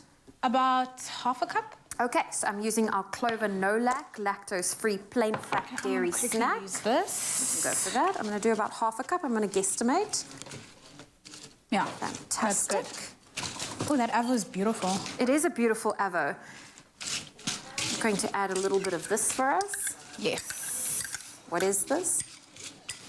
I think that is some cream cheese. Some cream cheese, and then we're going to add some seasoning with some salt and pepper. Yeah. Okay, so this is ready, and you're going to pop this in the oven for about 8 to 10 minutes till it's nicely crunchy and brown, crisp and golden. See, that's quite cute. Okay, and then I'm just going to add a squeeze of lemon juice. There we go. That's a good healthy squeeze, and blitz it up. There we go. Perfect. So you're just waiting for the dressing? Yeah, I'm waiting for you. Okay. We're gonna pop these in the oven. Give it a good blitz. There we go. And then generally when it is like this, you can always just add a little bit of water, a little bit more moisture. And just shake that through. Just give it a bit of a shake. Then I'm gonna combine on him. Okay, I'm going to add a little bit of water for us. There we go.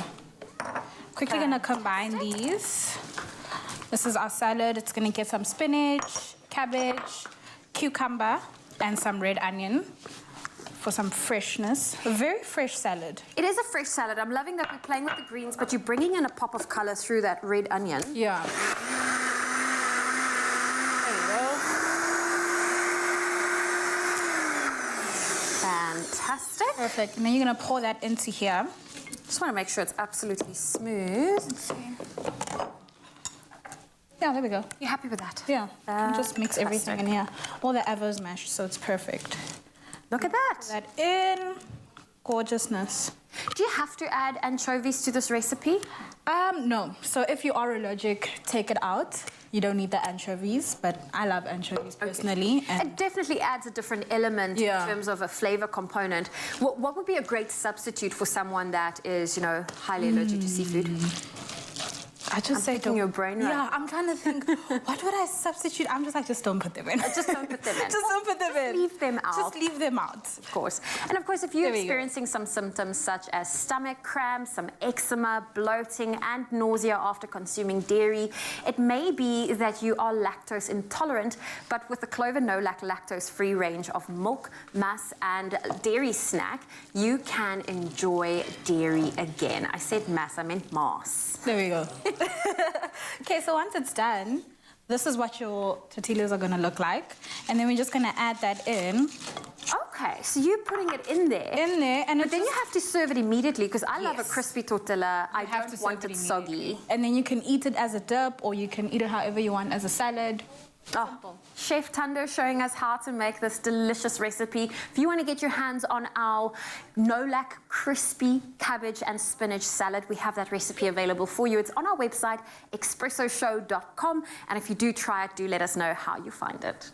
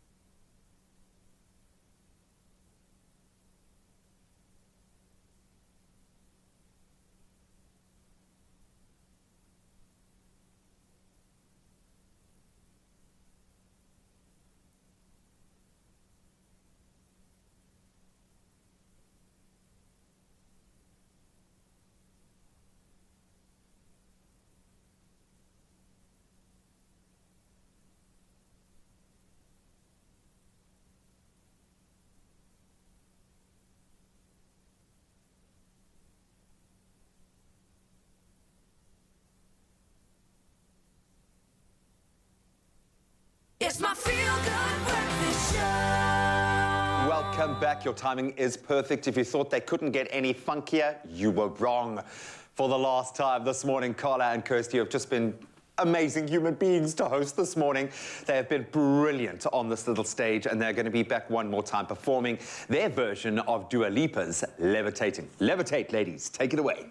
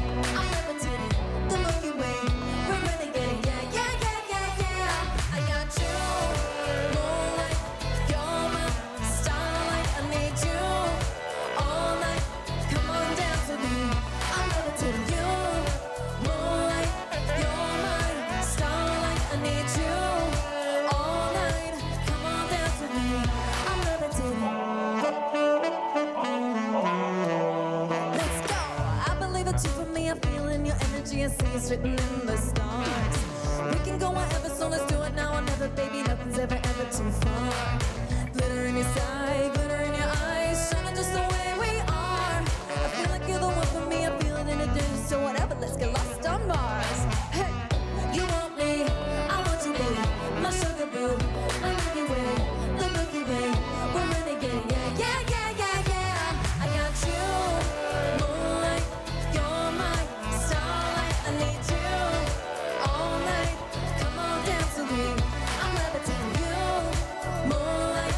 You're my starlight. I need you all night. Come on, dance with me. I'm levitating.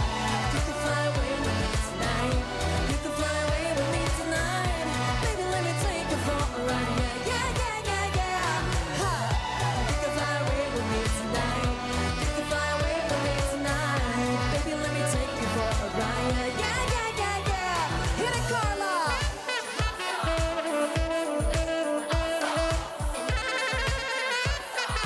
Yeah, yeah, yeah, yeah, yeah.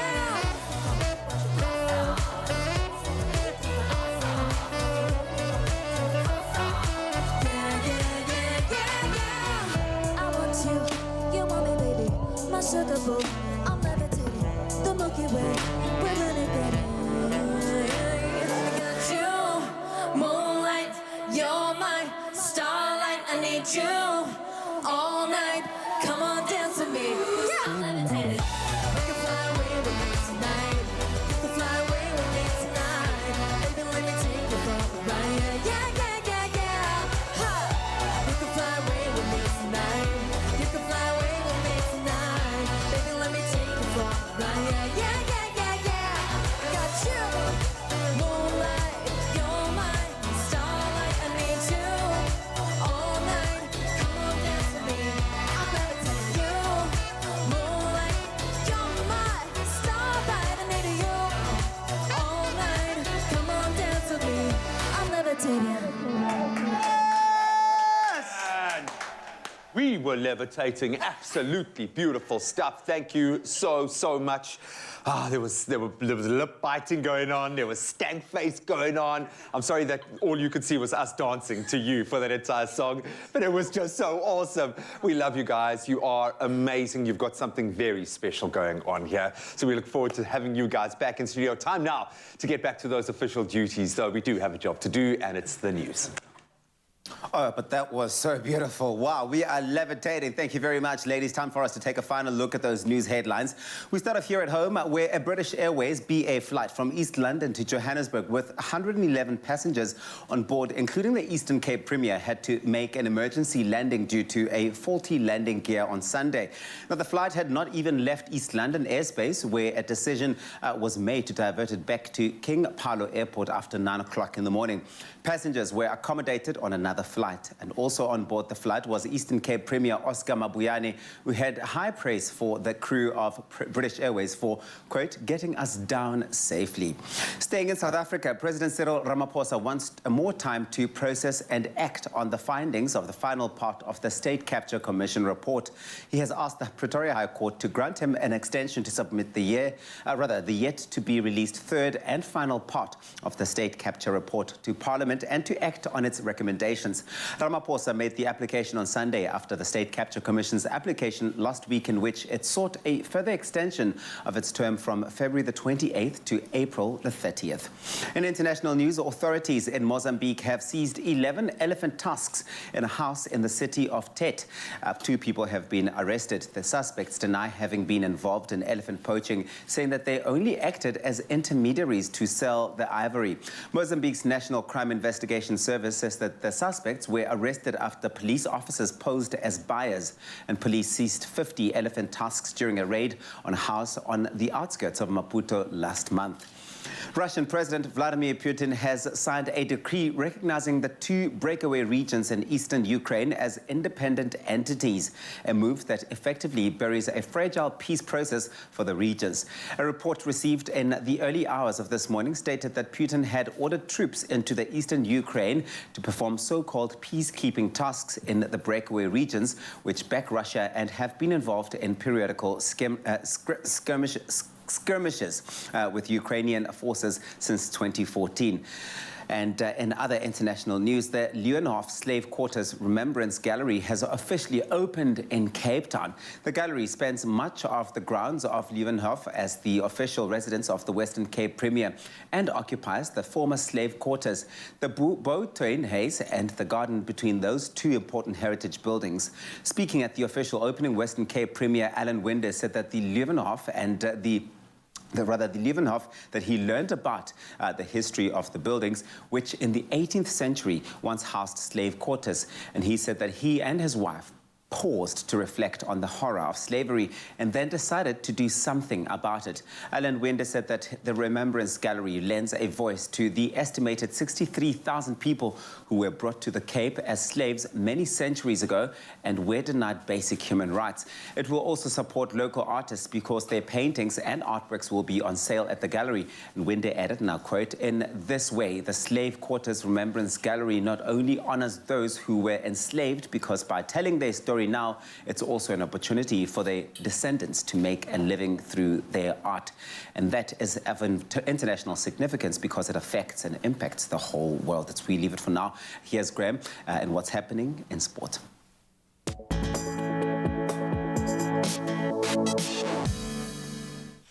Thank you so much, Tabiso. Let's start with football, and we're into the business end now. Defending champions Chelsea will take on Lille in the round of 16 in the Champions League, with the Blues looking obviously to move a step closer to retaining that European crown.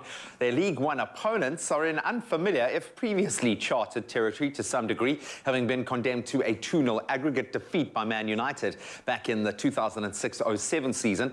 The French side's task is made that much harder by the fact that Edouard Mendy has kept, get this, 4 clean sheets in 5 UEFA Champions League outings this season so far, and 13 in 17 games overall. Really is a wall at the back. Then we've got Villarreal and Juventus, who are the only ones in this round of 16 who have never met before. In fact, and the Yellow Submarine have made it this far only twice previously, while the Old Lady have been eliminated on away goals in each of the last 2 seasons. Then we move on to rugby, and a great opportunity for what we would consider minnows in the international fold. Georgia, Kenya and Zimbabwe will play in the second tier of the South African Currie Cup this year. That is, they join 7 local teams in a single round competition, which will kick off on the 1st of April, with the final scheduled for the 24th and the 25th of June. So the 3 national teams, hope playing at least 9 matches here in South Africa, can boost their chances of qualifying for the 2023 Rugby World Cup. Now, Georgia currently lead the European Championship by 9 points from Romania, Australia. The top 2 finishers will secure that World Cup place. Then Kenya and Zimbabwe are among 8 countries playing in the Africa Cup from the 1st of July, with the winners qualifying for the World Cup and the runners-up entering into that international or intercontinental repechage tournament. Really exciting step forward. Now let's turn to the top tier of our local franchise rugby. And sadly, the Bulls were dealt a massive setback when Springbok fly-half Morne Steyn was handed a 3-match ban by a disciplinary panel of the United Rugby Championship. Steyn, who was red-carded in the Bulls' loss to the Sharks at Loftus in round 12 after a very dangerous tackle, finally received his outcome after appearing in the disciplinary hearing last Thursday. And while the news was always going to be touch and go if he could tour with the Bulls to Italy, that's ahead of Friday night's URC clash with Italian side Zebre, the bad news for the Bulls is that he now misses the game against Munster at Loftus Versfeld. That's when they really would have needed him when the team returns home as well. And then finally on to tennis. He's back on court and he's back to winning ways. Novak Djokovic stormed to victory over Italian teenager Lorenzo Musetti in Dubai yesterday. That was in his first match after being deported from Australia for not being vaccinated. The world #1 Djokovic, who arrived on court to some pretty wild cheers from his crowd, triumphed 6-3 and 6-3 in his first competitive outing since the Davis Cup finals in Madrid almost 3 months ago now. And the 34-year-old hopes of winning that 10th Australian Open and of course 20 record equaling 21st Grand Slam title in Melbourne last month were shattered when he had his visa cancelled, was then detained and then deported for not being vaccinated against COVID-19. Great to see him back out there doing what he does best. And that's a wrap of your sport for this Tuesday morning. Let's get one last take on the weather and look at some of your beautiful sunrise pictures.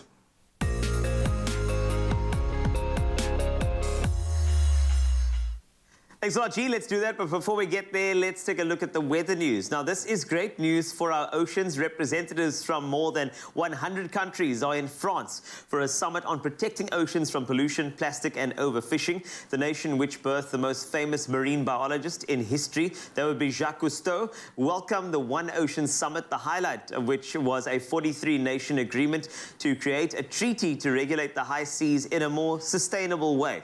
A larger European affair, the US has nevertheless said it would throw its weight behind any proposals to introduce an international deal on curbing plastic pollution. The European Bank for Reconstruction and Development has joined the European Investment Bank and other state development banks to create a €4 billion fund for helping countries reduce their share of plastic pollution that ends up in the oceans. Colombia and France also jointly announced a blue carbon financing program to help improve the restoration of coastal mangroves and other important ecosystems. Always good news when countries get together to look after the environment. For some good environmental news, of course, that's where we leave it for there. But I can tell you sunrise views is always quite important. And I can tell you there are so many of the sunrises submitted to us over the course of the morning. So let's do the end credits, shall we? Our very own Bianca van Aert kicked off our morning with this gorgeous shot she snapped during the Cape Peninsula Half Marathon. She ran in Glencairn in Cape Town on Sunday. Well done to you for hitting those health goals, Bianca. Fantastic view. Next we stay on the coast as we move to KZN, where Neil Naidu shared this cloudy yet stunning shot overlooking the ocean, showing off the golden glow the sun casts across the area as it peeks out from beyond, or should I say behind, the cloud cover. And then long-standing viewer Nick Lombard, hi Nick, started the 7 a.m. update with a stunning silhouetted shot captured along the west coast, showing off the sun reflected so beautifully in the water. And last but definitely not least, we had another silhouetted shot captured by Stephen Cook from East London that was also shared via the Expresso Facebook page, showing off the stunning transition from hues of yellow to blue. It looks absolutely gorgeous. Once again, screensaver, wallpaper quality pictures. Let's keep them coming over the course of the next couple of months. We love to see your sunrise views as we take a peek at the temperatures you'll wake up to today on your Feel Good Breakfast Show. Let's start in Polokwane. 18 to 28 for you today. Looking very good. 44% chance of thundershowers in Bombela. 20 is your minimum, up to a high of 27. Pretoria, 18 to 31 degrees Celsius. Johannesburg, good morning to you. 29 is your high from a low of 16. Mahikeng, you can expect 34 as a max, so quite warm. Keep hydrated. Sunscreen will be necessary for you. 16 is the low. Gladstone, 34 for you as well, from a low of 14. Kimberley, you top at 33. You start the day on 15. Bloemfontein, 12 to 30 degrees Celsius today. Richards Bay, some thunder showers expected for you. 42% chance. 21 is your minimum, to a high 29. Pietermaritzburg, 18 to 27 degrees Celsius. Thunder showers 2 for you. Durban, 23 is your low, believe it or not. High to 28 is what you can expect. Mthatha, 16 up to 26 with some thunder showers. East London, 20 is how you wake up. You thaw out 25. Cradock, 14 to 33 today. Gqeberha, you've got 17 up to 25. George, 24 is your high from a low of 14. Cape Town looking nice and temperate today. 23 the max from a low of 16. Worcester, 14 to 34 today. And then Uppington, 17 up to a maximum of 35 degrees Celsius. That's a wrap-up of your temperatures on your Feel Good Breakfast Show. Have the most gorgeous day ever, and we're not going anywhere. We're still here till 9 o'clock, and I can tell you some more action on the way for you right here on Expresso. Now, when I talk about action now, I want you to imagine yourself being the star. Imagine yourself, and I can't escape, because of the Winter Olympics, as you pointed out earlier, the legs of speed skaters. I would like quads like this. Oh my goodness. I'd love that. If I could be any professional sportsman, I'd probably be a speed skater. I don't know how much money they make. I just want to be one of those, they look like angels gliding across the ice. Was that your figure skating move there? Did you do that? Figure skating, and it's just like the twirls and the flips that they can do on ice skates. Incredible. That to me is what I would love to be if I could pick a professional sport. What is your motivation? Is it the body? Is it the physique? Is it the fame? Is it the bucks? Let's find out. So Dorothy Bell said a tennis player. To be able to travel around the world and see other countries, exciting to be a tennis player. But hard work as well, although I love watching all sports. I'm with you. I actually think tennis would be good. I'm just a terrible tennis player, but I'd love that. There we go. Thanks for that, Dorothy. Zen Zanande says lady soccer. Ooh. Boom. Yeah. I love it. Then Luki Munn saying athletics, professional runner. Plus, I'm working on that. It's my dream. How cool would that be? Actually go and do it. Let's see if we've got any more. Kingsley says, good morning, team. Tennis. Oh, there we go. Tennis. I'd love tennis. I think football, because you know, if you're really good, you can make like £400,000 a week. That would be quite nice as well. Nice. But it's so interesting. What would you love to be if you could be a professional sports person? Any player, any sport, what would it be? And what would your motivation for that be? We'd love to hear from you.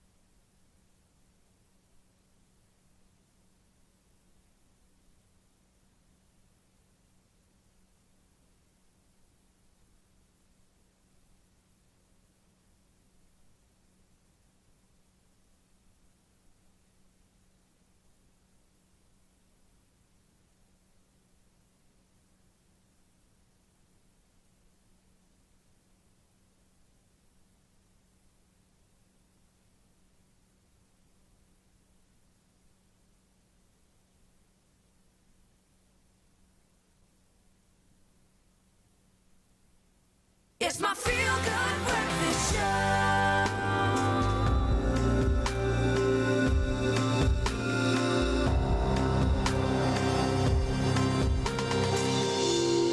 Welcome back to it. Yes, it is. Your feel-good breakfast show, Expresso. We're live here on S3. And on a Tuesday morning, we open up to some health conversations. And today we focus on the human papillomavirus, also known as HPV, which is the most commonly sexually transmitted disease. And most people with HPV, they don't develop any symptoms, but they can still infect others through sexual contact. Now, this morning, we are joined by Dr. Emil Reed as we discuss this very, very important topic to really improve the understanding of HPV, as well as really delve into the importance of prevention, screening, diagnosis, treatment, all of those areas of papillomavirus related to this disease. Dr. Emil Reed, it's so good to have you here. Fantastic. Great to be here, Tavisa. And as always, Dr. Reed, I always start here. Let's break it down. What exactly is the virus we're dealing with here? What is HPV and who can get it? Well, HPV is almost, to me, like the same as the flu is, but it's the flu of the vagina and the sexual organs, meaning that it is something extremely common. So it's a virus that is sexually transmitted, can be transmitted every now and again, skin-to-skin contact as well. Wow. And it's, as you said, the most common STD in the world. So because we haven't spoken about it many times, I consider it to be the neglected child of the STD group. And yet the most prevalent as well. Absolutely. So here's the thing. I mentioned earlier on that symptoms for HPV or of HPV are not always necessarily present. How then is it able to be transmissible in the way that it is when we don't see any symptoms? I mean, this is very interesting that you don't see the symptoms on the onset always. Exactly. Well, about 80% of people who actually acquired HPV during their lifetime doesn't have symptoms. The other 20% have things like skin lesions with warts. They even have genital warts. And then in some cases, being asymptomatic for many, many years, only to be diagnosed with a cancer of the relevant organ much later in life. And the organs that can be involved, yes, it's the sexual sort of organs, the vagina, the vulva, the cervix, the uterus, but also depending on the manner in which we actually practice sex. You can also have infection and cancers of your anus, your rectum, your colon, your mouth, your tongue, and also your throat. Wow. Does it always lead to cancer? Will it always lead to cancer? So if somebody has HPV, is that what it does lead to, always guaranteed? Not always. As with any other virus, HPV have different subtypes. And currently there's about 200 different subtypes that have been described. Some of those subtypes or serotypes are highly carcinogenic, meaning that they can lead to cancer and they can cause cancer. And usually serotype number 16 and serotype number 18, hence the reason to screen for those serotypes which can lead to certain cancers. You mentioned quite a bit the vagina, the vulva, and that, and I suppose you did also earlier say you sort of referred to it sometimes as the flu of the vagina. Does this mean that males can't get HPV? No. It actually means everybody can get HPV. So everybody being sexually active have the risk of contracting HPV. In the same way as everybody having sex also runs the risk of developing another STD. So the same rules that applies for all other sexually transmitted diseases also applies to HPV. Practicing safe sex, abstinence, sort of condomize, etc. And the other thing that is also something we can use as a preventative tool when it comes to HPV is vaccination. And that's the word that's been on our lips months I think now a lot more of us have a better understanding of vaccination than we ever have had. Let's talk about those treatment options and those curing options and vaccination options once somebody has HPV. So let's start here.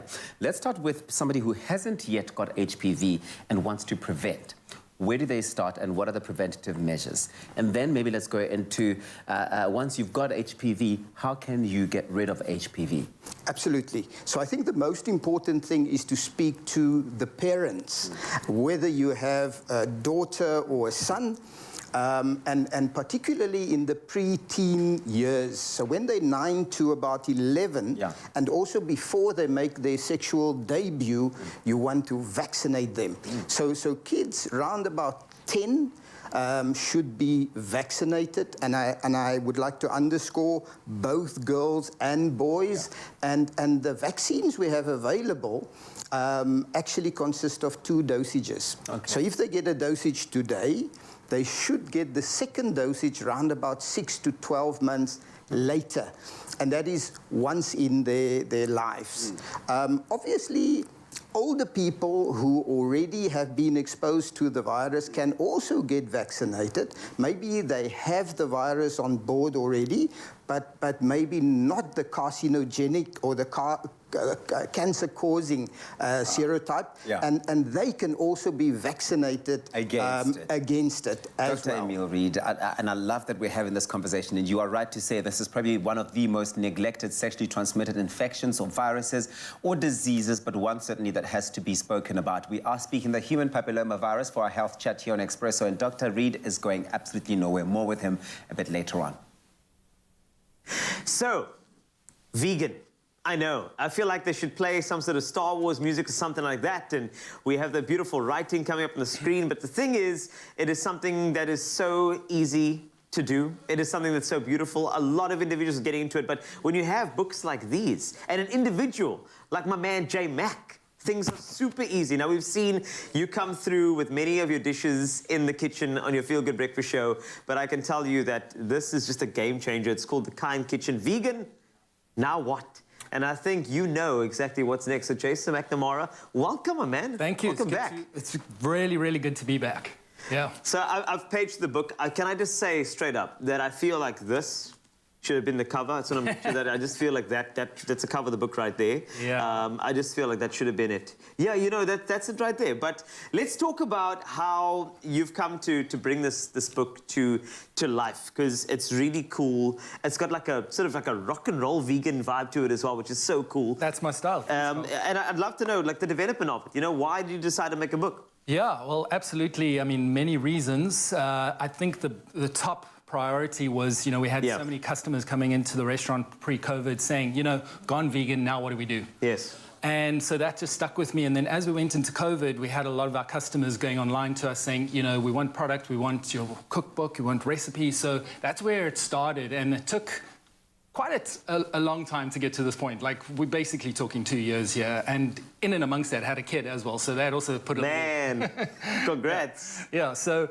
absolutely, it took some time. And the reason was the fans that were coming to the restaurant really wanted to know. So, you know that you were the first individual to open something called a vegan butchery. Yes. In Africa. Yes. And I mean, that is huge. So has something like that, a vegan butchery, that concept, has it helped veganism become more palatable to individuals who are making that transition? I think so. You know, when we started with that concept and then the name came, The Kind Kitchen, a few months later, another fellow vegan chef and friend of mine from the DRC opened one as well, Romeo's Butchery in Woodstock.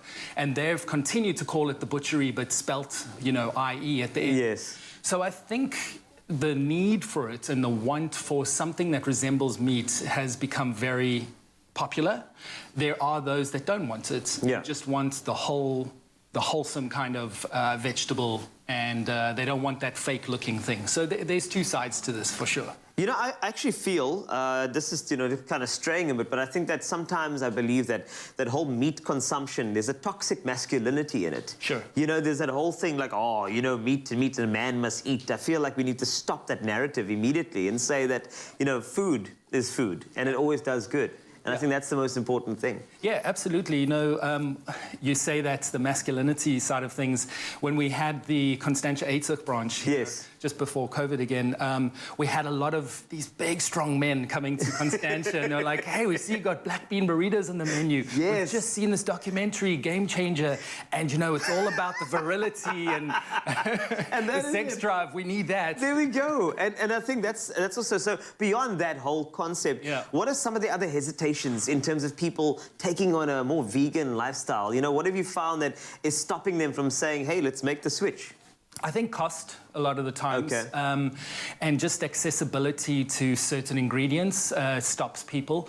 So that was one of my missions when creating this cookbook with Penguin, that we didn't really want to showcase all the faux meats and things like that. We do have a section on how to create it, which we'll get into later, but definitely, how do you make something taste good with mushrooms? How do you take lentils and make something really great with lentils that you're proud of, and your family goes, wow, that was actually pretty good. So that was the mission, for sure. And I think that stopped a lot of people, but if we can show a lot of people how it's easy and accessible with anything from any chain store, retailer, then you don't really have an excuse. Absolutely. So, yeah. So, J Mac, when people pick up this book, The Kind Kitchen, Vegan Now What? Yes. What are the things that excites you about somebody who's never embarked on the beautiful journey of veganism? What excites you about them picking up this book? Well, I think taking boring salads and making them super interesting makes me excited. Also, just family and friends, you know, going, you know, we've always seen you go along this line for many years now as a vegan chef, but we're actually willing to try it now. Whereas before at Christmas, it's like, you eat your stuff and we'll do you, we'll do us, you know. But there's a lot more of that kind of, well, I'll try that now. I'll take carrots and we can turn them into like fake salmon, and you know, we'll try that. Yeah, so like a carrot lox bagel.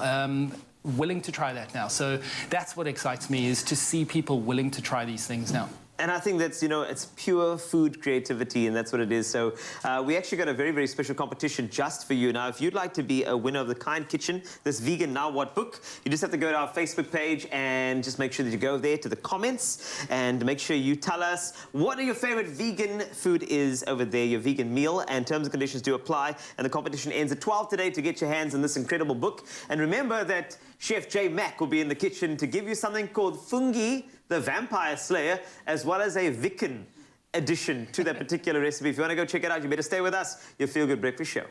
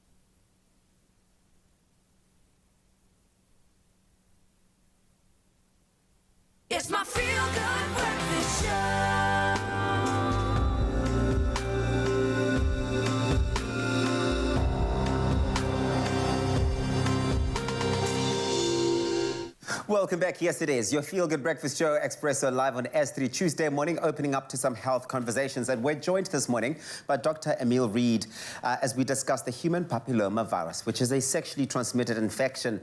And it is HPV infections and cervical precancers that have dropped significantly since 2006 when HPV vaccines were first introduced. And Dr. Emil Reid did speak briefly about those earlier on. If you do have any questions, please do get those through to Dr. Reid. Go on to our Facebook page, Expresso Morning Show, SABC3, and ask away, and Dr. Reid is here to answer. Dr. Reid, the vaccines, let's talk about when these should be administered. Yes, you mentioned that, you know, earlier on, if you've got younger children, at what age those should be. Maybe let's recap on that and talk about if there's any maximums or limits to when a person certainly cannot continue to vaccinate anymore, and how often the vaccination needs to be taking place. Okay, so when it comes to the vaccination for pre-teens, it's a 2-dose vaccine. So if we start at 10, give them the 1 dose, 6 months to a year later, we give them another dose.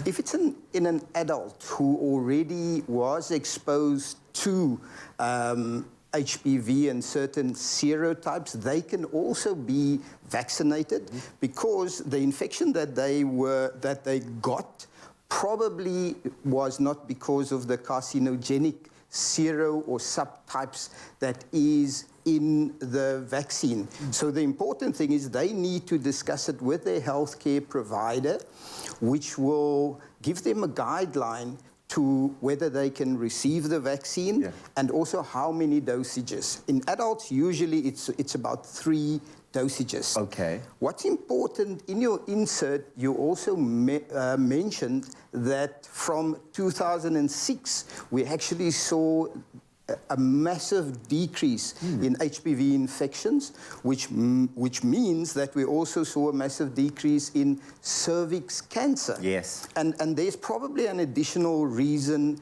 to that, and not just the vaccine. Number one, our kids got vaccinated, and one hope that in the future, HPV infections, and particularly cervix and other forms of cancer, will be a thing of the past. I love that. That's a great advancement in medicine. That's brilliant. Yeah. And then another thing is, I normally see HPV infection being associated with certain conditions, and particularly immunocompromised conditions. For instance, HIV.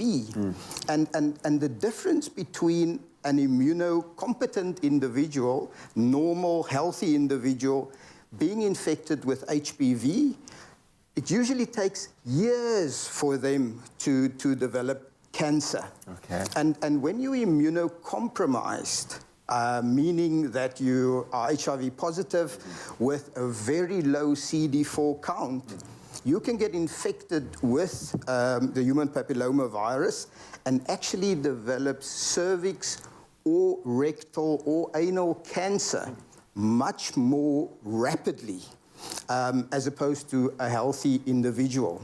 Wow. So since the advent of antiviral treatment for HIV, we have also seen a dramatic decline in HPV as well as cervix cancer in HIV-positive women as well.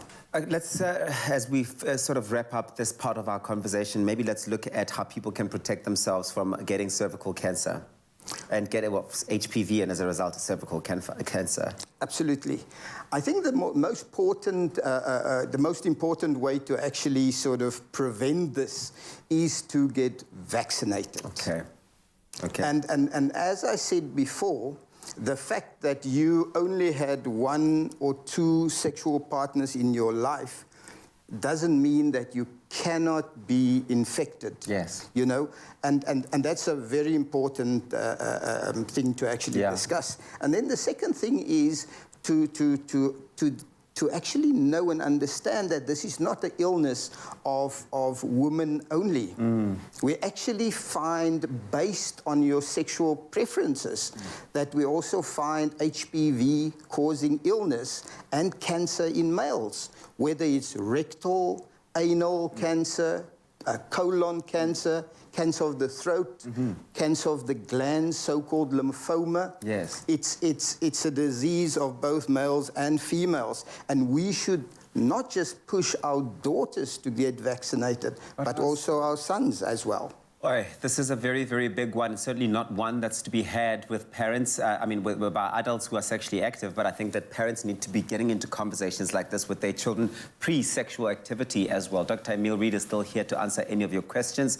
Ask them on Facebook. Use that hashtag Expresso Show. Thank you to the good doctor. Thank you, Uncle Tubbs. Let's get back in the kitchen with Jason. So you've gone vegan, but now you don't know where to start. You don't even know what that first step is when it comes to scrumptious, truly delicious vegan food. Jason McNamara has got your back. Now, Chef Jay has joined us in the kitchen to show us a recipe from his beautiful new cookbook, The Kind Kitchen, because this guy is kind to the world and to our bellies. Vegan, now what, is the question he's asking. Well, we're going to give that answer right now. He's going to be making one of The Kind Kitchen's classic samis that has been a massive hit with his customers since they have opened their doors, and with good reason. Okay, so this is a double-barreled name. What is this sucker called? Fungi the Vampire Slayer. So it all comes down to the garlic, and it depends on how much garlic you want. We could even double up. How many vampires are you slaying?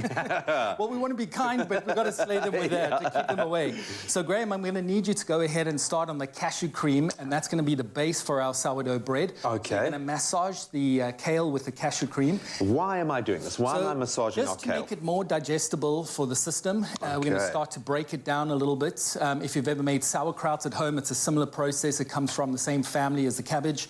So you're going to start to just break down those enzymes that are difficult to digest and heavy on the stomach. While you do that, I'm just going to get going on the sauce. Some garlic's going in there. We've got some a little bit of sesame seed oil. Can I thank you? Yeah. Because very, very seldom on this show, after the 10 years of doing this, do I get to do something that I've never done before. Oh, right. Awesome. I have never... I'm trying to be emotionally gentle with the... I went for a deep tissue massage yesterday. I'm hurting all over. So I'm trying to be kind to my kale. Get in there. Release those enzymes. All right, so we've also got some miso paste here. Now, this is super important in a umami flavor profile. We've got quite a deep, dark miso, so I'm just going to go quite light on that. You can also replace it with, I've also added soy sauce. You can use vegan Worcester sauce. Now, most off-the-shelf Worcester sauces these days are vegan. Okay. You've just got to watch out for anchovies. That would make it not. And I'm seeing anchovies surface more and more as a flavorant, if you will. Sure. It's worth looking in the ingredients list always, and I suppose as a vegan you become quite used to doing that. Have you found that, and I know in your chat with Carl earlier, you were talking about it becoming more accessible. Are you seeing it translate into these products that on the shelf? Are you starting to feel like it's more accessible? Absolutely. Oh, sorry about that. Dramatic. I love it. Quite dramatic. Yeah, definitely seeing it a lot more accessible. So I'm just popping in our shredded king oyster mushrooms. Now, the important part there is that we've pulled it so that it resembles more like a chicken. Yeah, it looks like a pulled beef or a pulled chicken. It's beautiful, man. We're adding that, so we're going to add some of our sauce. Now, important part here is just to let it cook down quite slowly. So I'm just going to reduce the temperature. And you want to give it a good... The onions have started to caramelize because we started cooking that as we started. So I'm just going to let that cook down. And we're going to give that about 5 minutes to cook down and resemble what we've got plated already. Beautiful. The important thing is mushrooms need time to release the liquids, the water content in them. So we're just going to give it time. If you cook it too quickly, they get a bit tough. Yeah, they get that kind of leathery texture. Absolutely. For sure. Okay. So I'm just adding a little bit of stock here as well to help and just give it a little bit more of a veggie base. And just keep, stirring this for about 3 or so minutes. And I suppose it stands to reason because you've got some very strong flavor profiles here, some very powerful umami flavors. Let those blend and kind of infuse together. Absolutely. And if you're allergic to sesame seeds, you don't need to use sesame oil. You can just use canola or some olive oil. If you're not a fan of soy sauce or you're gluten intolerant, you can use tamari, which is gluten-free soy sauce. A little bit more expensive. Anything gluten-free generally is, but even that's become a little bit more accessible now, which is fantastic. So how are we doing for time there, Graham?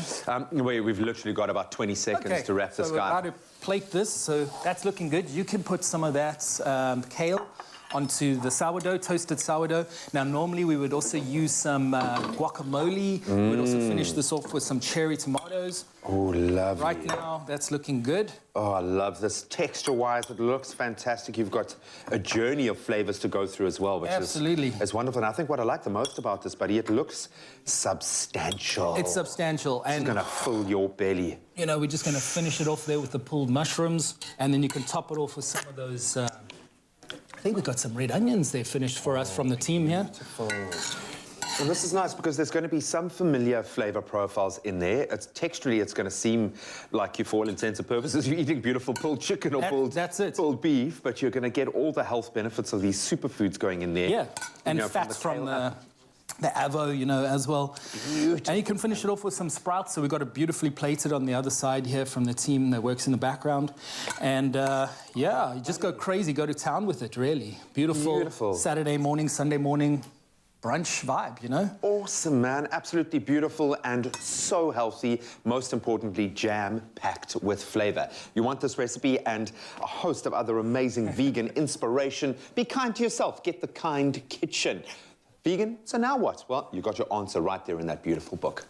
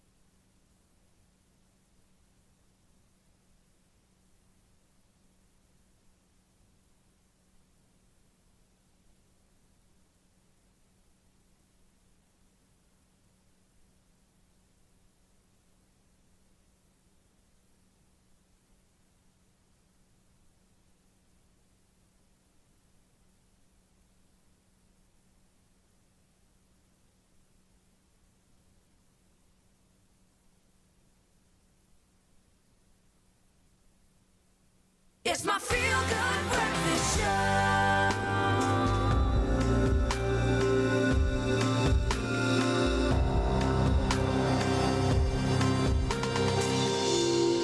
Welcome back to your Feel Good Breakfast Show, Expresso, on a Tuesday morning as we talk about the human papilloma virus, also known as HPV. We've invited you to ask your questions to Dr. Emil Reed, who is in the house this morning on Expresso Morning Show, SABC3. Let's not waste any time and get straight into it, Dr. Reed. The people are interested. You have spoken. You have sort of, sparked this conversation with us. Let's go into the comments. The comments, the first one from Daphne Nunley says, that was so interesting as I had no idea what it was. Thanks for explaining. That's more a comment than a question. Thank you so much, Daphne. And then we got one from Tatum de Jong, who says, if the vaccine doesn't prevent you getting infected, what is the importance of value in getting vaccinated? Well, the value in that is not to get cancer. Okay. That's the most important thing. Okay. So everybody will be infected with HPV, yes, but not everybody will be infected with those 4 or 5 serotypes that can lead to cancer. It doesn't go dire. Exactly. So the important thing is Those are the people that we want to vaccinate to prevent cancer. And from there, especially if it's women, they need to see the gynecologist on a yearly or at least biannually in order to have a pap smear being done. And through that, you can do very good surveillance to see whether you have HPV or not, and also see what serotype of HPV you have. So it's not blocking the infection, it's blocking the serotypes to convert into cancer. I suppose one of the easiest ways to explain it would be just like how the COVID-19 vaccine doesn't prevent you from getting COVID-19. You will still get it, guaranteed, I'm sure, but you just won't be sitting in a hospital, dire and almost dying. Exactly. Ventilation. Let's take a look at one last question that's coming through here. Oh, that's the first one. Yep, Josephine Pixton was more comment saying, yes, doctor, they must wear condoms. Safe indeed. Protection, prevention is more important than cure. Dr. Meal-Reid, you've been so fantastic this morning, and I think that you really have highlighted a conversation around a very specific area that we don't speak about enough, but one that needs to be spoken about. And it really is about encouraging parents and everyone out there to start having these conversations about sexual health. It is so important. Dr. Reid, once again, you are fantastic. Thank you. Appreciate it, man. Sharp. Yes, sir.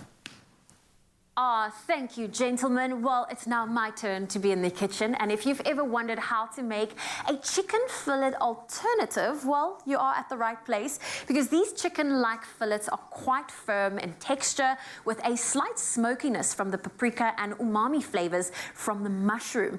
Now, author and chef of The Kind Kitchen, Jason Namara, joins us in the kitchen with a little bit of a tongue twister to show us how to make this delicious recipe. We're going to be making some vegan, and this is from his new book, The Kind Kitchen, Vegan Now. Now what? Well, this is, I feel like my tongues are all twisted today, but we are making... Yeah, or we can just call it kinda chicken. Kinda chicken, I like that. Okay. So we're going to start with some garlic powder, onion powder, straight into the blender. Now, we're using vital wheat gluten, but you can actually also make this process just using good old bread flour, and that's how traditionally it was made in the Asian cultures before. And it's actually something called seitan, not to be confused with the Diablo. Okay. But it can be quite satanic on the stomach. Okay. if you've got a gluten intolerance, right? So maybe stay away from that if that is the case. Yeah. So we're just adding the stock, we're adding those spices and some grilled mushrooms into the blender. Now just be careful because the stock is hot. Okay. Yeah. All right, you can blend that up for me, Zoe. I'll blend that up I'm going to pop some chickpea flour and some nutritional yeast, which is going to give it a cheesy kind of flavor into the vital wheat. You can just blend that for me. Let me do that.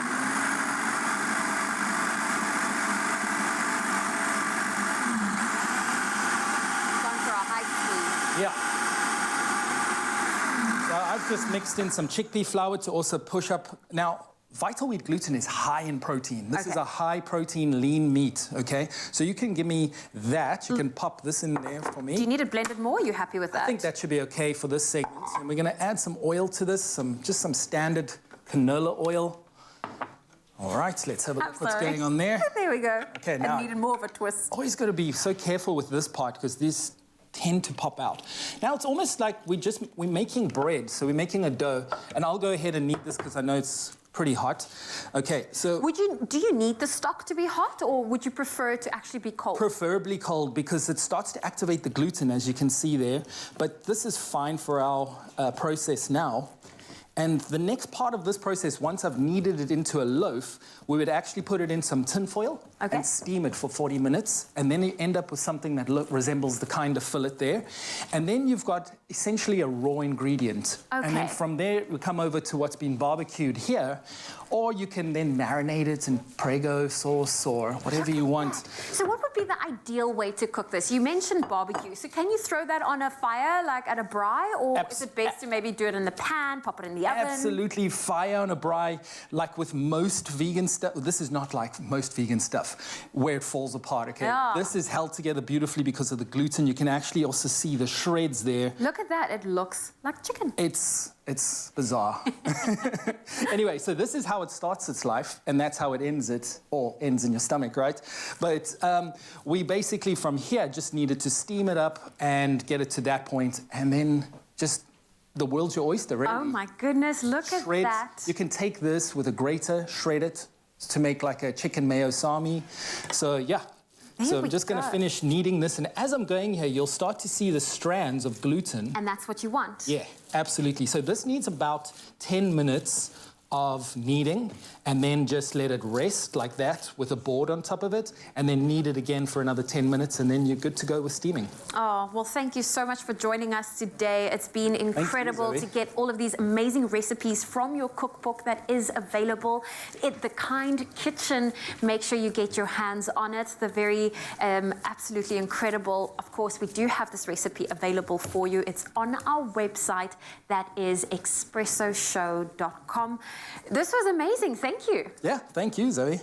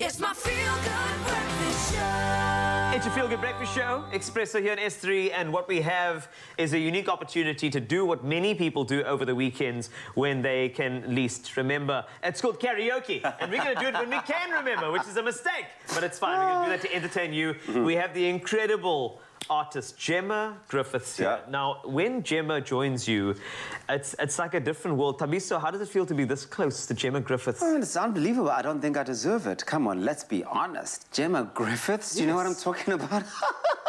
I mean, the last Griffiths I loved was Melanie, but this one is my top now. Gemma. Goodness, it's great to have you along once again. Buttering me up. We have to.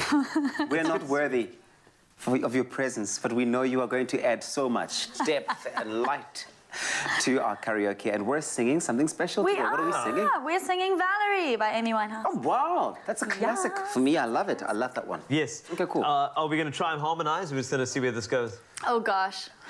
How do you even harmonize like... That's very true. Let's see what happens. Here we go. Hey. Hey. Oh, my God. Sometimes I go by myself and I look across the water. Oh, yeah. Hey. And I think of all the things what you're doing. In my head I paint a picture. Hey, sing!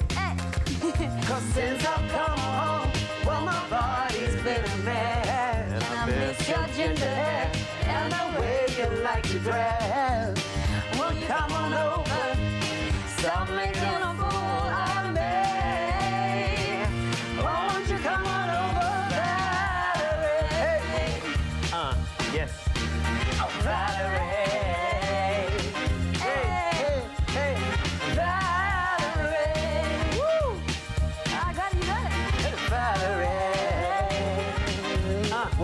2, 3. Did you have to go to jail? Put your house on for sale. Did you get a good lawyer? Hey, touchdown. Hey, I hope you didn't catch a 10. Hope you find the right man who'll fix it for you. Yeah, come on, come on. Are you shopping anywhere? Change the color of your hair. Or are you busy? Did you have to pay that fine? You was down all the time. Are you still dizzy? Hey, since I've come on home, well, my body's been a mess. And I miss your ginger hair and the way you like to dress. Won't you come on over? Won't you come on over, girl? Stop making a fool out of me. Woo! Why won't you come on over, Valerie? Hey, hey, hey, Valerie. Ooh, ooh, ooh. Valerie. Valerie. Oh. Hey, well, sometimes I go out by myself and I look across the water. And I think of all the things what you're doing, and in my head I paint a picture.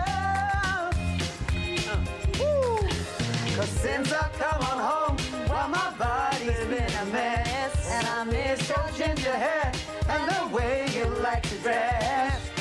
Why'd you come on over? Stop making a fool out of me.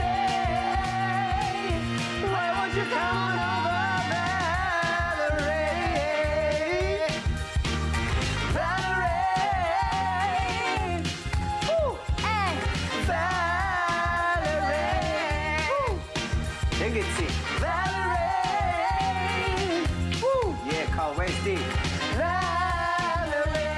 Yes, Steve. Hey. Ooh. Valerie. Valerie. Hey. Valerie. Why don't you come on over, Valerie? Come on over, Valerie. Yes! Thank you. Oh, my word, Gemma. Right, I feel like there could be a huge band here. We're starting a band. Wow. Start off We're something starting one. amazing. I love it. That's fine. I feel elated by that. We might release that for the enjoyment of people who need NFTs. That's great. That's fine. But thank you so much for joining us. If you loved it, make some noise on the Expresso Facebook page. If you didn't, it's rude to Skinner. Yeah, good. Thank you.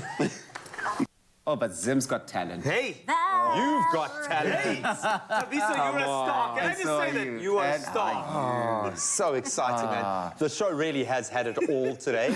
And really, I mean, we could not have squeezed another variation in here, but my high point has got to be your front kick. That was just spectacular. With the sound effects. With the sound effects. Gotta love it. Oh, It's been beautiful. It's I been had such to an inspiring apologize one. afterwards. No, it was great. It feels weird to kick someone. I know. Well, this is coming from the girl who burst out crying the first time she had to spar with anyone, just because she's the least violent human being on the planet, so we get that. But a really fantastic day. Hopefully you enjoyed every ounce of it. A big thank you to Jason McNamara. Yeah. Oh, beautiful. Groundbreaking stuff. Yeah, and I think the fact that the whole world is now moving along with that trend, absolutely brilliant. But we had so much fun, so thank you for playing your part. Best part is we'll see you tomorrow. We love you, Mzansi. Mwah, mwah, mwah, mwah. See you tomorrow. A big hug.